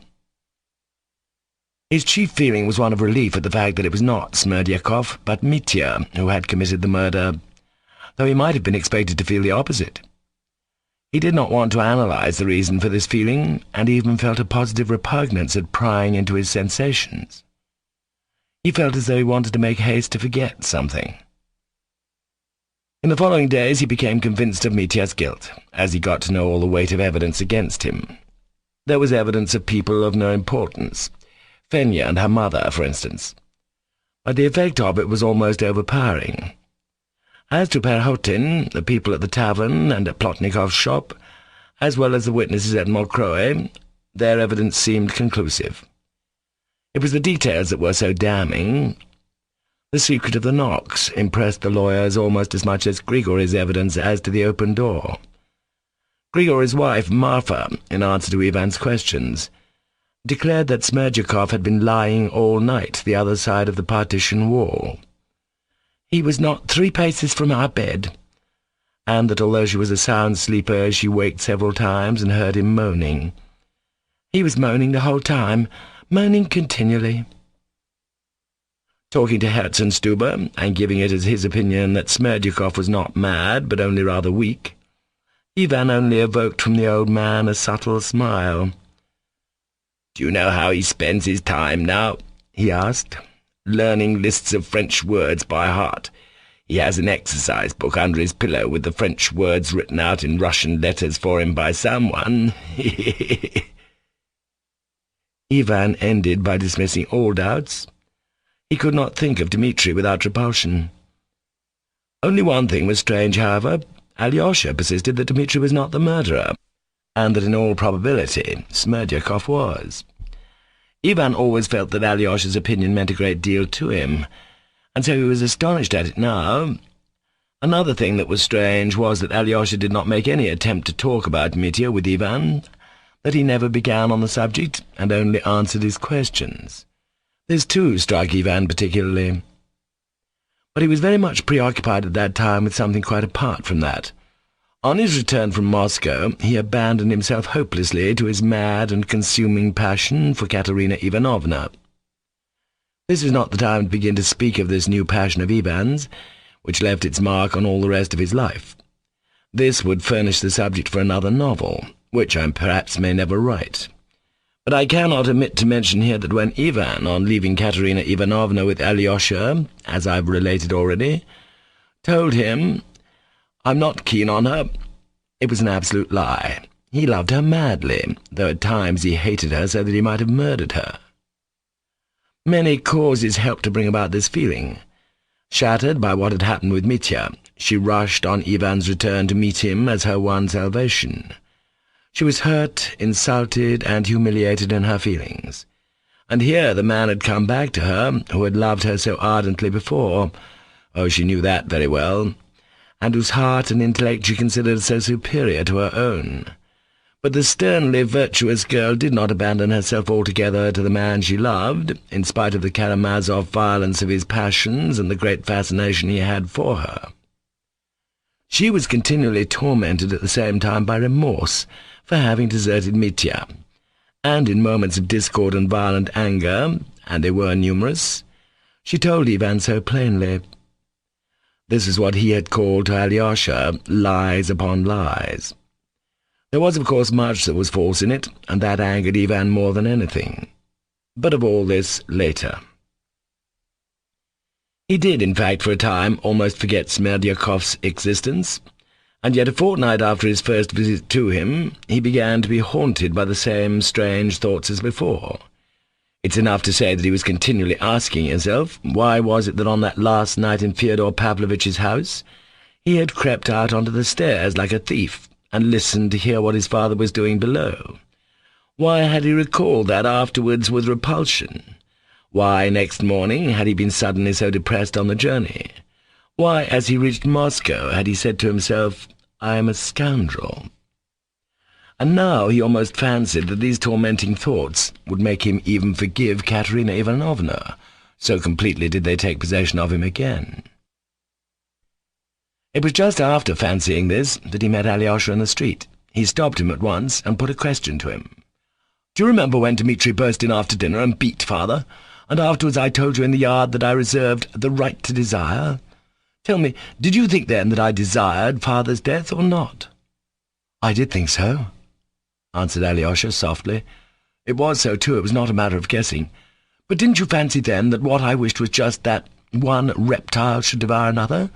That is, just that Dmitri should kill father, and as soon as possible, and that I myself was even prepared to help to bring that about?" Alyosha turned rather pale and looked silently into his brother's face. "Speak!" cried Ivan. "I want above everything to know what you thought then. I want the truth. The truth!" He drew a deep breath, looking angrily at Alyosha, before his answer came. "Forgive me, I did think that too, at the time," whispered Alyosha, and he did not add one softening phrase. "Thanks," snapped Ivan, and leaving Alyosha he went quickly on his way. From that time Alyosha noticed that Ivan began obviously to avoid him, and seemed to have taken a dislike to him. So much so that Alyosha gave up going to see him. Immediately after that meeting with him, Ivan had not gone home, but went straight to Smerdyakov again. Chapter 7. The second visit to Smerdyakov. By that time Smerdyakov had been discharged from the hospital. Ivan knew his new lodging, the dilapidated little wooden house, divided in two by a passage, on one side of which lived Maria Kondratyevna and her mother, and on the other Smerdyakov. No one knew on what terms he lived with them, whether as a friend or as a lodger. It was supposed afterwards that he'd come to stay with them as Maria Kondratyevna's betrothed, and was living there for a time without paying for board or lodging. Both mother and daughter had the greatest respect for him, and looked upon him as greatly superior to themselves. Ivan knocked, and on the door being opened, went into the passage. By Maria Kondratyevna's directions he went straight to the better room on the left, occupied by Smerdyakov. There was a tiled stove in the room, and it was extremely hot. The walls were gay with blue paper, which was a good deal used, however, and in the cracks under it cockroaches swarmed in amazing numbers, so that there was a continual rustling from them. The furniture was very scanty, 2 benches against each wall, and 2 chairs by the table. The table of plain wood was covered with a cloth with pink patterns on it. There was a pot of geranium on each of the 2 little windows. In the corner there was a case of icons. On the table stood a little copper samovar with many dents in it, and a tray with 2 cups. But Smerdyakov had finished tea, and the samovar was out. He was sitting at the table on a bench. He was looking at an exercise book and slowly writing with a pen. There was a bottle of ink by him, and a flat iron candlestick, but with a composite candle. Ivan saw at once from Smerdyakov's face that he had completely recovered from his illness. His face was fresher, fuller, his hair stood up jauntily in front, and was plastered down at the sides. He was sitting in a party-coloured, wadded dressing gown, rather dirty and frayed, however. He had spectacles on his nose, which Ivan had never seen him wearing before. This trifling circumstance suddenly redoubled Ivan's anger. A creature like that and wearing spectacles! Smerdyakov slowly raised his head and looked intently at his visitor through his spectacles. Then he slowly took them off and rose from the bench, but by no means respectfully, almost lazily, doing the least possible required by common civility. All this struck Ivan instantly. He took it all in and noted it at once. Most of all the look in Smerdyakov's eyes, positively malicious, churlish, and haughty. "What do you want to intrude for?" it seemed to say. "We settled everything then. Why have you come again?" Ivan could scarcely control himself. "It's hot here," he said, still standing, and unbuttoned his overcoat. "Take off your coat." Smerdyakov conceded.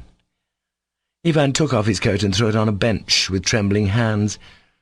He took a chair, moved it quickly to the table, and sat down. Smerdyakov managed to sit down on his bench before him. "To begin with, are we alone?" Ivan asked sternly and impulsively. "Can they overhear us in there?" "No one can hear anything. You've seen for yourself there's a passage. Listen, my good fellow, what was that you babbled as I was leaving the hospital? That if I said nothing about your faculty of shamming fits, you wouldn't tell the investigating lawyer all our conversation at the gate. What do you mean by all? What could you mean by it? Were you threatening me? Have I entered into some sort of compact with you? Do you suppose I'm afraid of you?" Ivan said this in a perfect fury, giving him to understand with obvious intention that he scorned any subterfuge or indirectness, and meant to show his cards. Smerdyakov's eyes gleamed resentfully, his left eye winked, and he at once gave his answer with his habitual composure and deliberation. "You want to have everything above board? Very well, you shall have it," he seemed to say.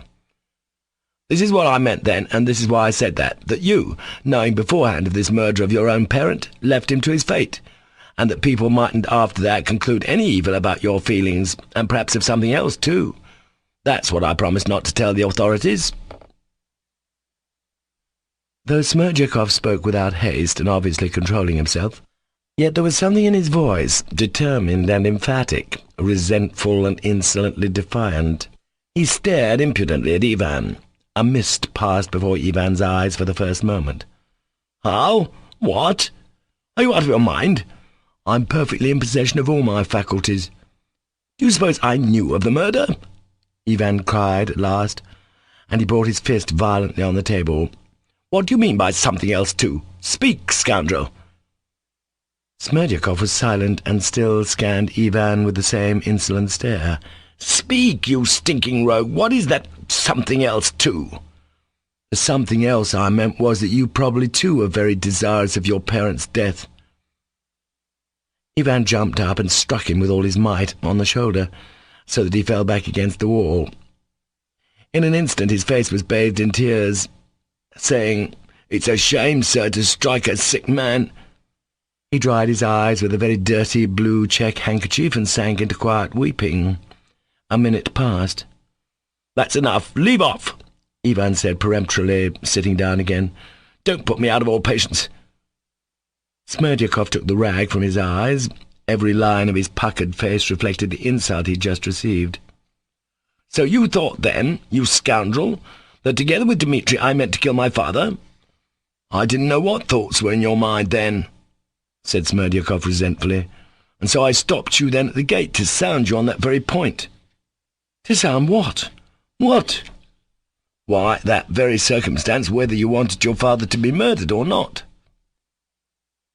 What infuriated Ivan more than anything was the aggressive, insolent tone to which Smerdyakov persistently adhered. "It was you murdered him," he cried suddenly. Smerdyakov smiled contemptuously. "You know of yourself for a fact that it wasn't I murdered him, and I should have thought that there was no need for a sensible man to speak of it again." "But why? Why had you such a suspicion about me at the time?" "As you know already, it was simply from fear, for I was in such a position, shaking with fear, that I suspected everyone. I resolved to sound you, too, for I thought if you wanted the same as your brother, then the business was as good as settled, and I should be crushed like a fly, too." "Look here, you didn't say that a fortnight ago." "I meant the same when I talked to you in the hospital, only I thought you'd understand without wasting words, and that being such a sensible man, you wouldn't care to talk of it openly." "What next? Come, answer, I insist. What was it? What could I have done to put such a degrading suspicion into your mean soul?" "As for the murder, you couldn't have done that and didn't want to, but as for wanting someone else to do it, that was just what you did want." And how coolly he speaks. "But why should I have wanted it? What grounds had I for wanting it?" "What grounds had you? What about the inheritance?" said Smerdyakov sarcastically, and, as it were, vindictively. "Why, after your parents' death there was at least 40,000 to come to each of you, and very likely more. But if Fyodor Pavlovitch got married then to that lady Agrafena Alexandrovna, she would have had all his capital made over to her directly after the wedding, for she's plenty of sense, so that your parent would not have left you 2 roubles between the 3 of you. And were they far from a wedding, either? Not a hair's breadth. That lady had only to lift her little finger, and he'd have run after her to church with his tongue out." Ivan restrained himself with painful effort. "Very good," he commented at last. "You see, I haven't jumped up. I haven't knocked you down. I haven't killed you. Speak on." "So, according to you, I had fixed on Dmitri to do it. I was reckoning on him." "How could you help reckoning on him? If he killed him, then he would lose all the rights of a nobleman, his rank and property, and would go off to exile. So his share of the inheritance would come to you and your brother, Alexei Fyodorovitch, in equal parts. So you'd each have not 40, but 60,000 each. There's not a doubt you did reckon on Dmitri Fyodorovitch." "What I put up with from you—" "Listen, scoundrel. If I'd reckoned on anyone then, it would have been on you, not on Dmitri, and I swear I did expect some wickedness from you, at the time. I remember my impression. I thought, too, for a minute, at the time, that you were reckoning on me as well," said Smerdyakov with a sarcastic grin, "so that it was just by that, more than anything, you showed me what was in your mind. For if you had a foreboding about me and yet went away, you as good as said to me, 'You can murder my parent, I won't hinder you.'" "You scoundrel! So that's how you understood it?" "It was all that going to Chermashnya. Why? You were meaning to go to Moscow and refused all your father's entreaties to go to Chermashnya, and simply at a foolish word from me you consented at once. What reason had you to consent to Chermashnya? Since you went to Chermashnya with no reason, simply at my word, it shows that you must have expected something from me." "No, I swear I didn't," shouted Ivan, grinding his teeth. "You didn't? Then you ought, as your father's son, to have had me taken to the lock-up and thrashed at once for my words then, or at least to have given me a punch in the face on the spot. But you were not a bit angry, if you please, and at once, in a friendly way, acted on my foolish word and went away, which was hardly absurd, for you ought to have stayed to save your parent's life. How could I help drawing my conclusions?" Ivan sat scowling, both his fists convulsively pressed on his knees. "Yes, I'm sorry I didn't punch you in the face," he said, with a bitter smile. "I couldn't have taken you to the lock-up just then. Who would have believed me, and what charge could I bring against you?" "But the punch in the face— oh, I'm sorry I didn't think of it. Though blows are forbidden, I should have pounded your ugly face to a jelly." Smerdyakov looked at him almost with relish. "In the ordinary occasions of life," he said in the same complacent and sententious tone in which he taunted Grigory, and argued with him about religion at Fyodor Pavlovitch's table, "in the ordinary occasions of life, blows on the face are forbidden nowadays by law, and people have given them up.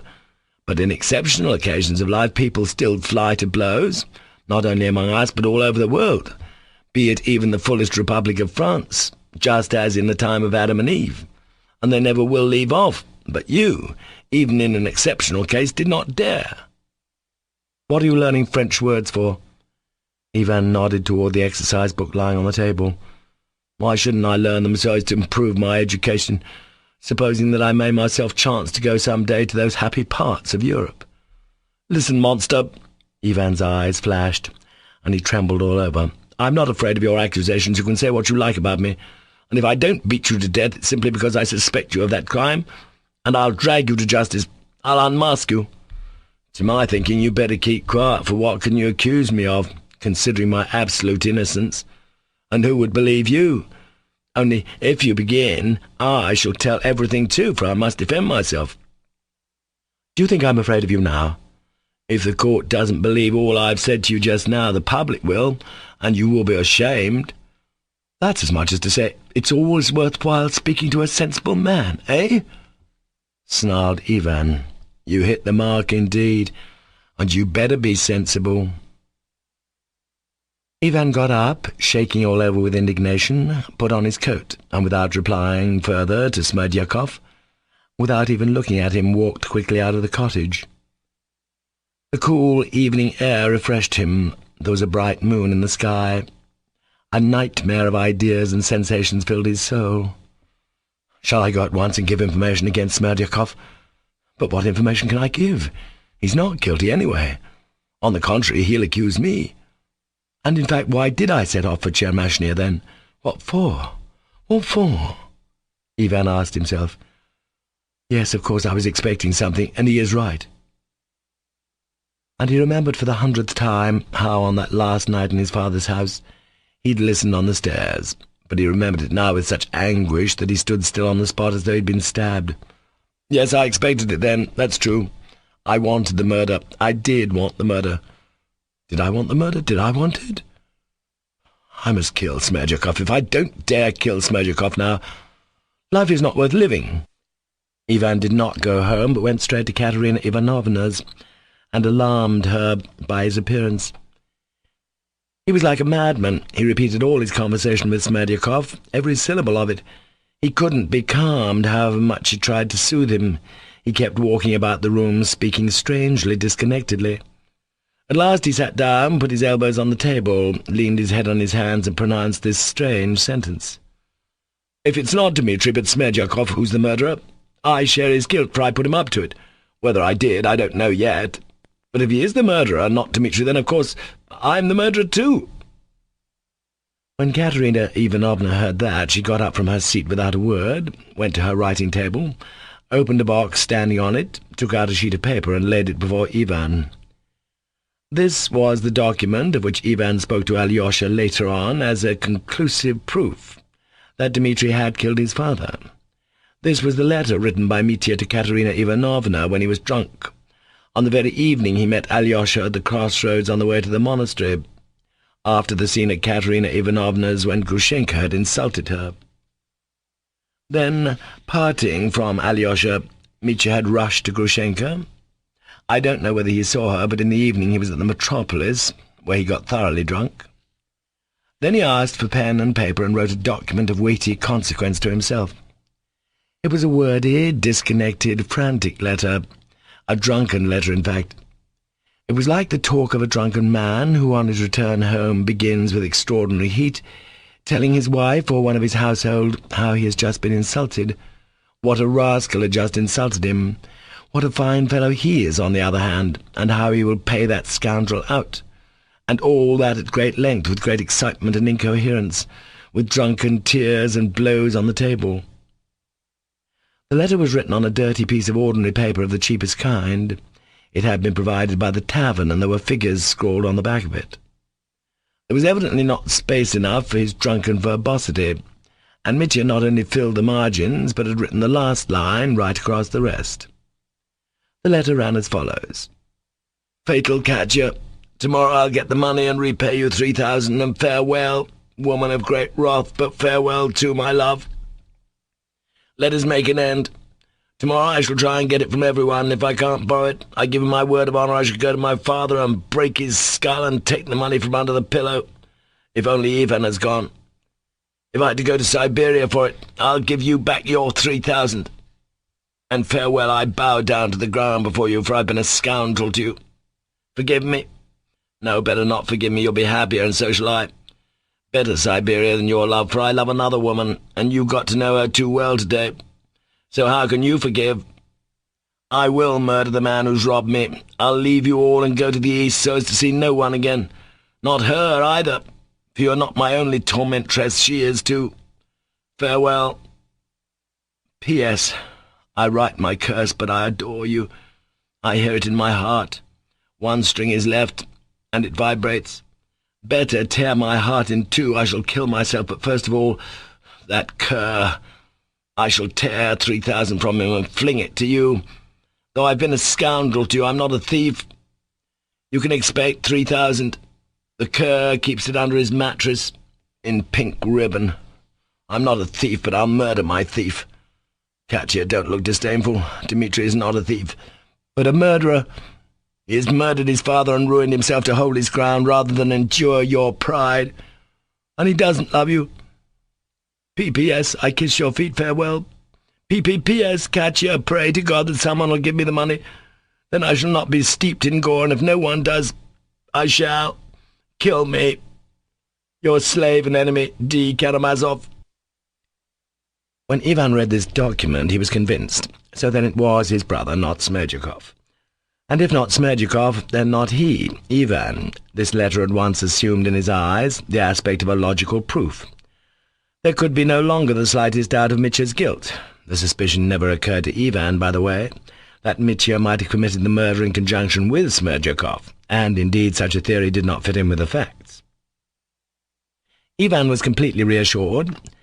The next morning he only thought of Smerdyakov and his jibes with contempt.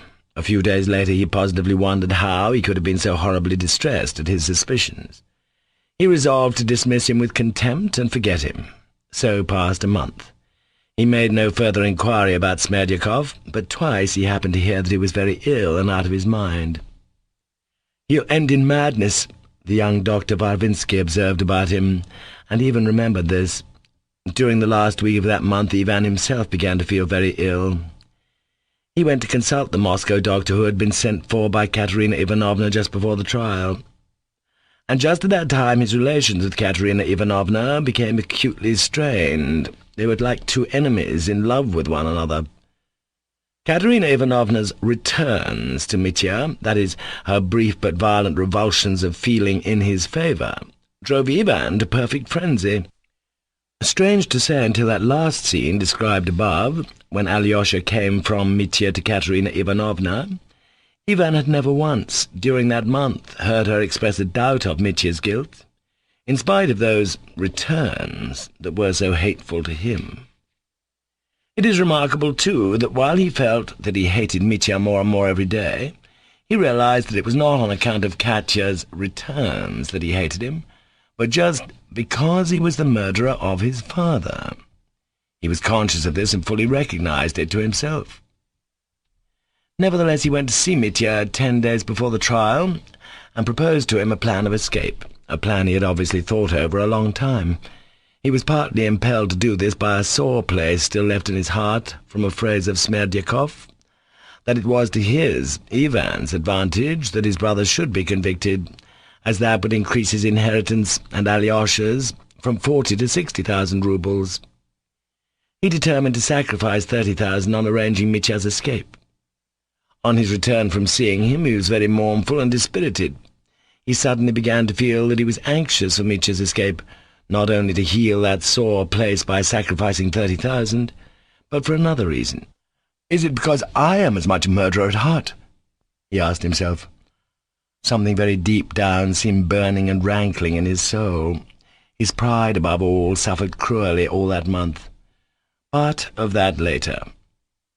When, after his conversation with Alyosha, Ivan suddenly decided with his hand on the bell of his lodging to go to Smerdyakov, he obeyed a sudden and peculiar impulse of indignation. He suddenly remembered how Katerina Ivanovna had only just cried out to him in Alyosha's presence. "It was you persuaded me of his, that is, Mitya's, guilt." Ivan was thunderstruck when he recalled it. He had never once tried to persuade her that Mitya was the murderer. On the contrary, he had suspected himself in her presence, that time when he came back from Smerdyakov. It was she who had produced that document and proved his brother's guilt. And now she suddenly exclaimed, "I've been at Smerdyakov's myself." When had she been there? Ivan had known nothing of it, so she was not at all so sure of Mitya's guilt. And what could Smerdyakov have told her? What had he said to her?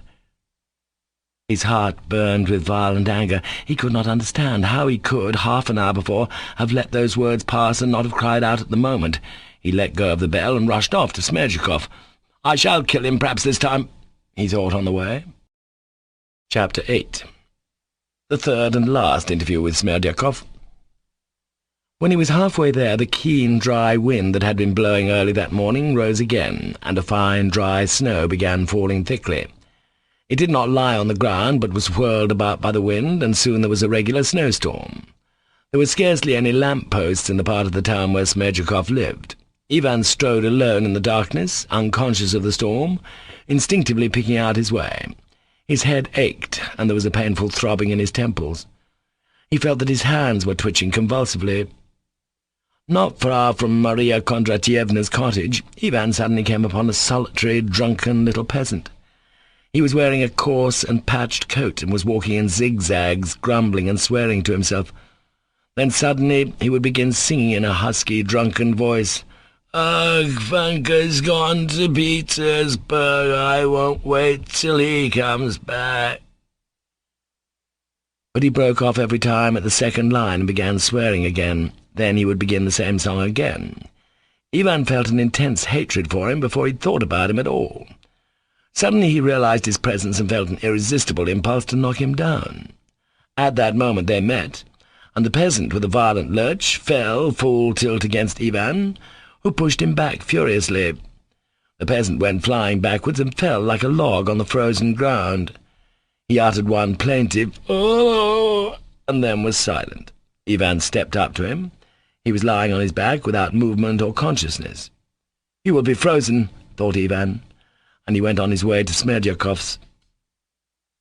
In the passage, Maria Kondratyevna, who ran out to open the door with a candle in her hand, whispered that Smerdyakov was very ill. "It's not that he's laid up, but he seems not himself, and he even told us to take the tea away, he wouldn't have any." "Why, does he make a row?" asked Ivan coarsely. "Oh dear, no, quite the contrary, he's very quiet. Only please don't talk to him too long," Maria Kondratyevna begged him. Ivan opened the door and stepped into the room. It was overheated as before, but there were changes in the room. One of the benches at the side had been removed, and in its place had been put a large old mahogany leather sofa, on which a bed had been made up, with fairly clean white pillows. Smerdyakov was sitting on the sofa, wearing the same dressing-gown. The table had been brought out in front of the sofa, so that there was hardly room to move. On the table lay a thick book in yellow cover, but Smerdyakov was not reading it. He seemed to be sitting alone, doing nothing. He met Ivan with a slow, silent gaze, and was apparently not at all surprised at his coming. There was a great change in his face. He was much thinner and sallower. His eyes were sunken, and there were blue marks under them. "Why, you really are ill." Ivan stopped short. "I won't keep you long. I won't even take off my coat. Where can one sit down?" He went to the other end of the table, moved up a chair and sat down on it. "Why do you look at me without speaking? I've only come with one question, and I swear I won't go without an answer. Has the young lady, Katerina Ivanovna, been with you?" Smerdyakov still remained silent, looking quietly at Ivan as before. Suddenly, with a motion of his hand, he turned his face away. "What's the matter with you?" cried Ivan. "Nothing." "What do you mean by nothing?" "Yes, she has. It's no matter to you. Let me alone." "No, I won't let you alone. Tell me, when was she here?" "Why, I'd quite forgotten about her," said Smerdyakov with a scornful smile, and turning his face to Ivan again, he stared at him with a look of frenzied hatred, the same look that he'd fixed on him at their last interview a month before. "You seem very ill yourself. Your face is sunken. You don't look like yourself," he said to Ivan. "Never mind my health. Tell me what I ask you." "But why are your eyes so yellow? The whites are quite yellow. Are you so worried?" He smiled contemptuously and suddenly laughed outright. "Listen, I've told you I won't go away without an answer." Ivan cried, intensely irritated. "Why do you keep pestering me? Why do you torment me?" said Smerdyakov with a look of suffering. "Damn it, I've nothing to do with you. Just answer my question now. Go away." "I've no answer to give you," said Smerdyakov, looking down again. "You may be sure I'll make you answer." "Why? Are you so uneasy?" Smerdyakov stared at him, not simply with contempt, but almost with a repulsion. "Is this because the trial begins tomorrow? Nothing will happen to you. Can't you believe that at last? Go home, go to bed and sleep in peace. Don't be afraid of anything." "I don't understand you. What have I to be afraid of tomorrow?" Ivan articulated in astonishment, and suddenly a chill breath of fear did in fact pass over his soul. Smerdyakov measured him with his eyes. "You don't understand," he drawled reproachfully. "It's a strange thing a sensible man should care to play such a farce." Ivan looked at him speechless. The startling, incredibly supercilious tone of this man, who had once been his valet, was extraordinary in itself. He had not taken such a tone even at their last interview. "I tell you, you've nothing to be afraid of. I won't say anything about you. There's no proof against you. I say, how your hands are trembling. Why are your fingers moving like that?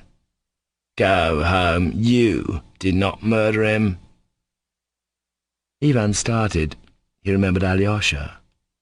I know it was not I," he faltered. "Do you?" Smerdyakov caught him up again. Ivan jumped up and seized him by the shoulder. "Tell me everything, you viper! Tell me everything!" Smerdyakov was not in the least scared. He only riveted his eyes on Ivan with intense hatred. "Well, it was you who murdered him, if that's it," he whispered furiously. Ivan sank back on his chair as though pondering something. He laughed malignantly. "You mean my going away? What you talked about last time?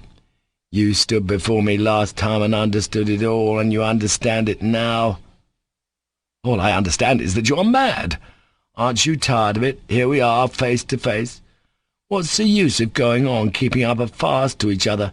Are you still trying to throw it all on me, to my face? You murdered him. You are the real murderer. I was only your instrument, your faithful servant, and it was following your words I did it." "Did it? Why? Did you murder him?" Ivan turned cold. Something seemed to give way in his brain, and he shuddered all over with a cold shiver.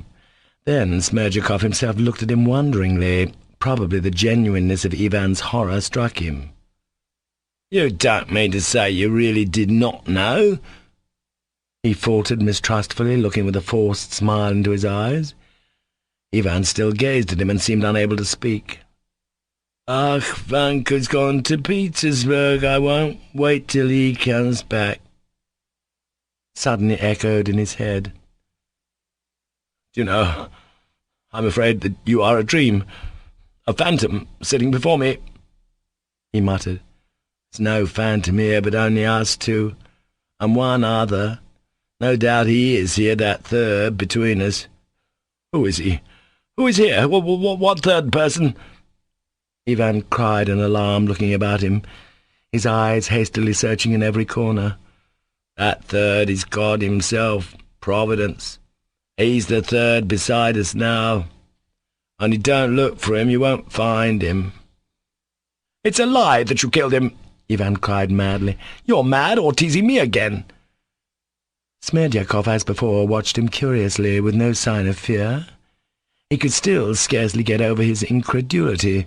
He still fancied that Ivan knew everything and was trying to throw it all on him to his face. "Wait a minute," he said at last in a weak voice, and suddenly bringing up his left leg from under the table, he began turning up his trouser leg. He was wearing long white stockings and slippers. Slowly he took off his garter and fumbled to the bottom of his stocking. Ivan gazed at him and suddenly shuddered in a paroxysm of terror. "He's mad!" he cried, and rapidly jumping up, he drew back, so that he knocked his back against the wall and stood up against it stiff and straight. He looked with insane terror at Smerdyakov, who, entirely unaffected by his terror, continued fumbling in his stocking, as though he were making an effort to get hold of something with his fingers and pull it out. At last he got hold of it and began pulling it out. Ivan saw that it was a piece of paper, or perhaps a roll of papers. Smerdyakov pulled it out and laid it on the table. "Here," he said quietly. "What is it?" responded Ivan, trembling. "Kindly look at it." Smerdyakov answered, still in the same low tone. Ivan stepped up to the table, took up the roll of paper and began unfolding it. But suddenly he drew back his fingers as though from contact with a loathsome reptile. "Your hands keep twitching," observed Smerdyakov, and he deliberately unfolded the bundle himself. Under the wrapper were 3 packets of 100-ruble notes. "They're all here, all the 3,000 rubles. You need not count them. Take them," Smerdyakov suggested to Ivan, nodding at the notes. Ivan sank back in his chair. He was as white as a handkerchief. "You frightened me with your stocking," he said, with a strange grin. "Can you really not have known till now?" Smerdyakov asked once more. "No, I did not know. I kept thinking of Dmitri. Brother. Ugh!" He suddenly clutched his head in both hands. "Listen, did you kill him alone? With my brother's help or without?" "It was only with you, with your help. I killed him, and Dmitri Fyodorovitch is quite innocent." All right. Talk about me later. Why do I keep on trembling? I can't speak properly." "You were bold enough then. You said everything was lawful. And how frightened you are now." Smerdyakov muttered in surprise. "Won't you have some lemonade? I'll ask for some at once. It's very refreshing. Only I must hide this first." And again he motioned at the notes. He was just going to get up and call at the door to Maria Kondratyevna to make some lemonade and bring it them, but, looking for something to cover up the notes that she might not see them, he first took out his handkerchief, and, as it turned out to be very dirty, took up the big yellow book that Ivan had noticed at first lying on the table, and put it over the notes.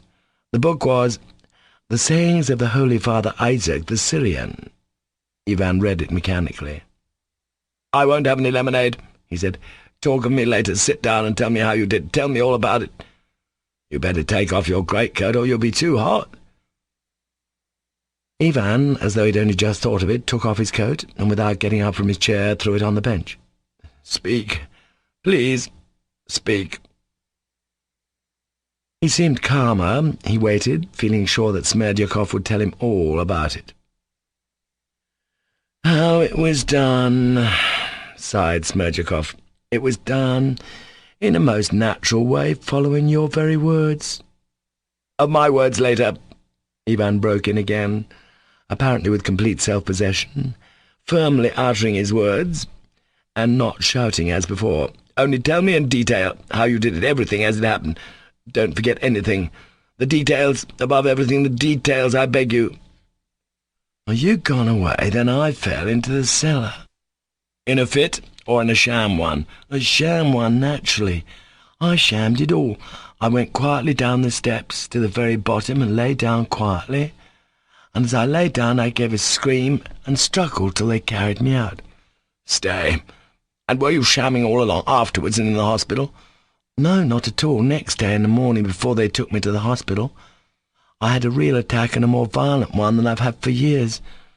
For 2 days I was quite unconscious." All right, go on." "They laid me on the bed. I knew I'd be the other side of the partition, for whenever I was ill, Marfa Ignatyevna used to put me there near them. She's always been very kind to me from my birth up. At night I moaned, but quietly. I kept expecting Dmitri Fyodorovitch to come." "Expecting him to come to you?" "Not to me. I expected him to come into the house, for I'd no doubt that he'd come that night. For being without me and getting no news, he'd be sure to come and climb over the fence as he used to, and do something." "And if he hadn't come?" "Then nothing would have happened. I should never have brought myself to it without him." All right. Speak more intelligibly. Don't hurry. Above all, don't leave anything out." "I expected him to kill Fyodor Pavlovitch. I thought that was certain, for I'd prepared him for it during the last few days. He knew about the knocks. That was the chief thing. With his suspiciousness and the fury which had been growing in him all those days, he was bound to get into the house by means of those taps. That was inevitable, so I was expecting him. Stay. Ivan interrupted. "If he had killed him, he would have taken the money and carried it away. You must have considered that. What would you have got by it afterwards? I don't see." "But he would never have found the money. That was only what I told him, that the money was under the mattress. But that wasn't true. It had been lying in a box. And afterwards I suggested to Fyodor Pavlovitch, as I was the only person he trusted, to hide the envelope with the notes in the corner behind the icons. For no one would have guessed that place, especially if they came in a hurry. So that's where the envelope lay, in the corner behind the icons. It would have been absurd to keep it under the mattress. The box, anyway, could be locked. But all believe it was under the mattress. A stupid thing to believe. So Dmitri Fyodorovitch had committed the murder, finding nothing. He would either have run away in a hurry, afraid of every sound, as always happens with murderers, or he would have been arrested, so I could always have clambered up to the icons and have taken away the money next morning or even that night, and it would all have been put down to Dmitri Fyodorovitch. I could reckon upon that. But what if he did not kill him, but only knocked him down? If he did not kill him, of course, I would not have ventured to take the money, and nothing would have happened.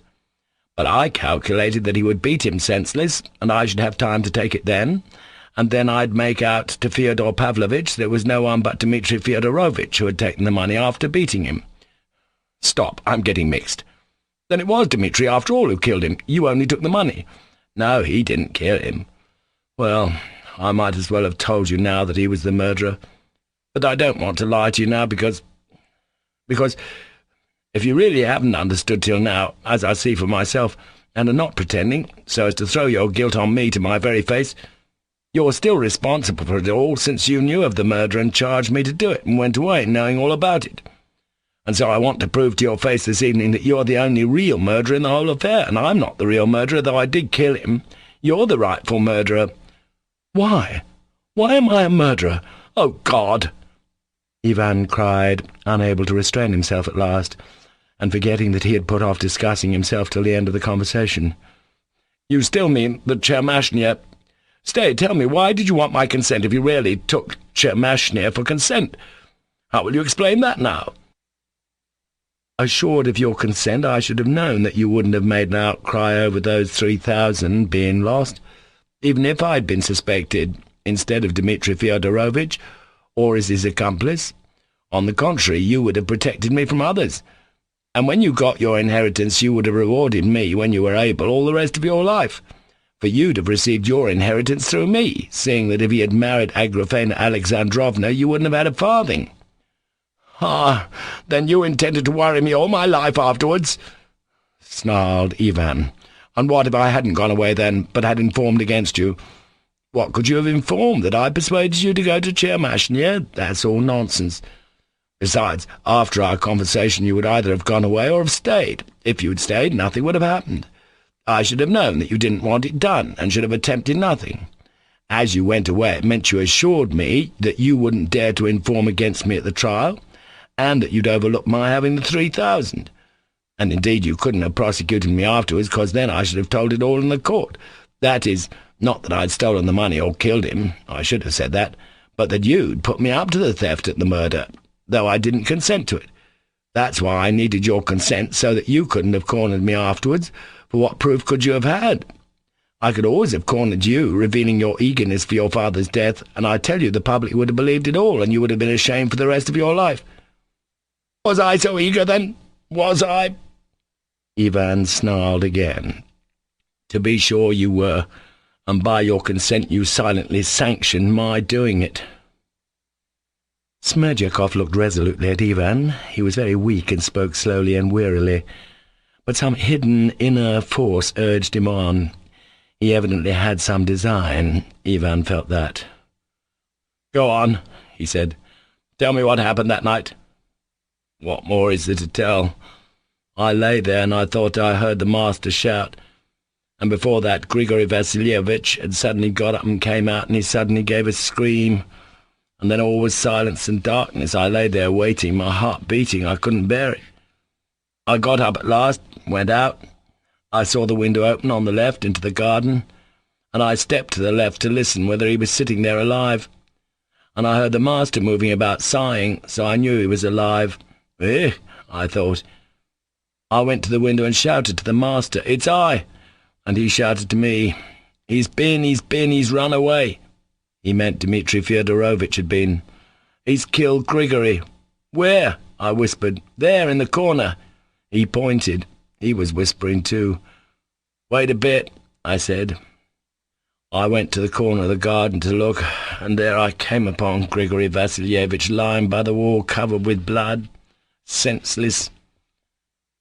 So it's true that Dmitri Fyodorovitch has been here, was the thought that came into my head, and I determined on the spot to make an end of it, as Grigory Vassilyevitch, even if he were alive, would see nothing of it, as he lay there senseless. The only risk was that Marfa Ignatyevna might wake up. I felt that at the moment, but the longing to get it done came over me till I could scarcely breathe. I went back to the window to the master and said, She's here, she's come. Agrafena Alexandrovna has come, wants to be let in. And he started like a baby. Where is she? He fairly gasped, but couldn't believe it. She's standing there, said I. Open. He looked out of the window at me, half believing and half distrustful, but afraid to open. Why is he afraid of me now? I thought, and it was funny. I bethought me to knock on the window frame, those taps we'd agreed upon as a signal that Grushenka had come in his presence before his eyes. He didn't seem to believe my words, but as soon as he heard the taps, he ran at once to open the door. He opened it. I would have gone in, but he stood in the way to prevent me passing. Where is she? Where is she? He looked at me all of a tremble. Well, thought I, if he's so frightened of me as all that, it's a bad lookout. And my legs went weak with fright that he wouldn't let me in or would call up, or Marfa Ignatyevna would run up, or something else might happen. I don't remember now, but I must have stood pale, facing him. I whispered to him, Why, she's there, under the window. How is it you don't see her? I said. Bring her, then, bring her. She's afraid, said I. She was frightened at the noise. She's hidden in the bushes. Go and call to her yourself from the study. He ran to the window, put the candle in the window. Grushenka, he cried, Grushenka, are you here? Though he cried that, he didn't want to lean out of the window. He didn't want to move away from me, for he was panic-stricken. He was so frightened he didn't dare to turn his back on me. Why, here she is, said I. I went up to the window and leaned right out of it. Here she is, she's in the bush laughing at you, don't you see her? He suddenly believed it. He was all of a shake. He was awfully crazy about her. And he leaned right out of the window. I snatched up that iron paperweight from his table, do you remember? Weighing about 3 pounds. I swung it and hit him on the top of the skull with the corner of it. He didn't even cry out. He only sank down suddenly, and I hit him again, and a third time. And the third time I knew I'd broken his skull. He suddenly rolled on his back, face upwards, covered with blood. I looked round. There was no blood on me, not a spot. I wiped the paperweight, put it back, went up to the icons, took the money out of the envelope and flung the envelope on the floor on the pink ribbon beside it. I went out into the garden, all of a tremble, straight to the apple tree with a hollow in it. You know that hollow. I'd marked it long before and put a rag and a piece of paper ready in it. I wrapped all the notes in the rag and stuffed it deep down in the hole, and there it stayed for over a fortnight. I took it out later when I came out of the hospital. I went back to my bed, lay down and thought, if Grigory Vassilyevitch has been killed outright, it may be a bad job for me, but if he's not killed and recovers, it'll be first-rate, for then he'll bear witness that Dmitri Fyodorovitch had been here, and so he must have killed him and taken the money. Then I began groaning with suspense and impatience, so as to wake Marfa Ignatyevna as soon as possible. At last she got up and she rushed to me, but when she saw Grigory Vassilyevitch was not there, she ran out and I heard her scream in the garden, and that set it all going and set my mind at rest. He stopped. Ivan had listened all the time in dead silence without stirring or taking his eyes off him. As he told his story, Smerdyakov glanced at him from time to time, but for the most part kept his eyes averted. When he'd finished, he was evidently agitated and was breathing hard. The perspiration stood out in his face, but it was impossible to tell whether it was remorse he was feeling or what. "Stay," cried Ivan, pondering. "What about the door?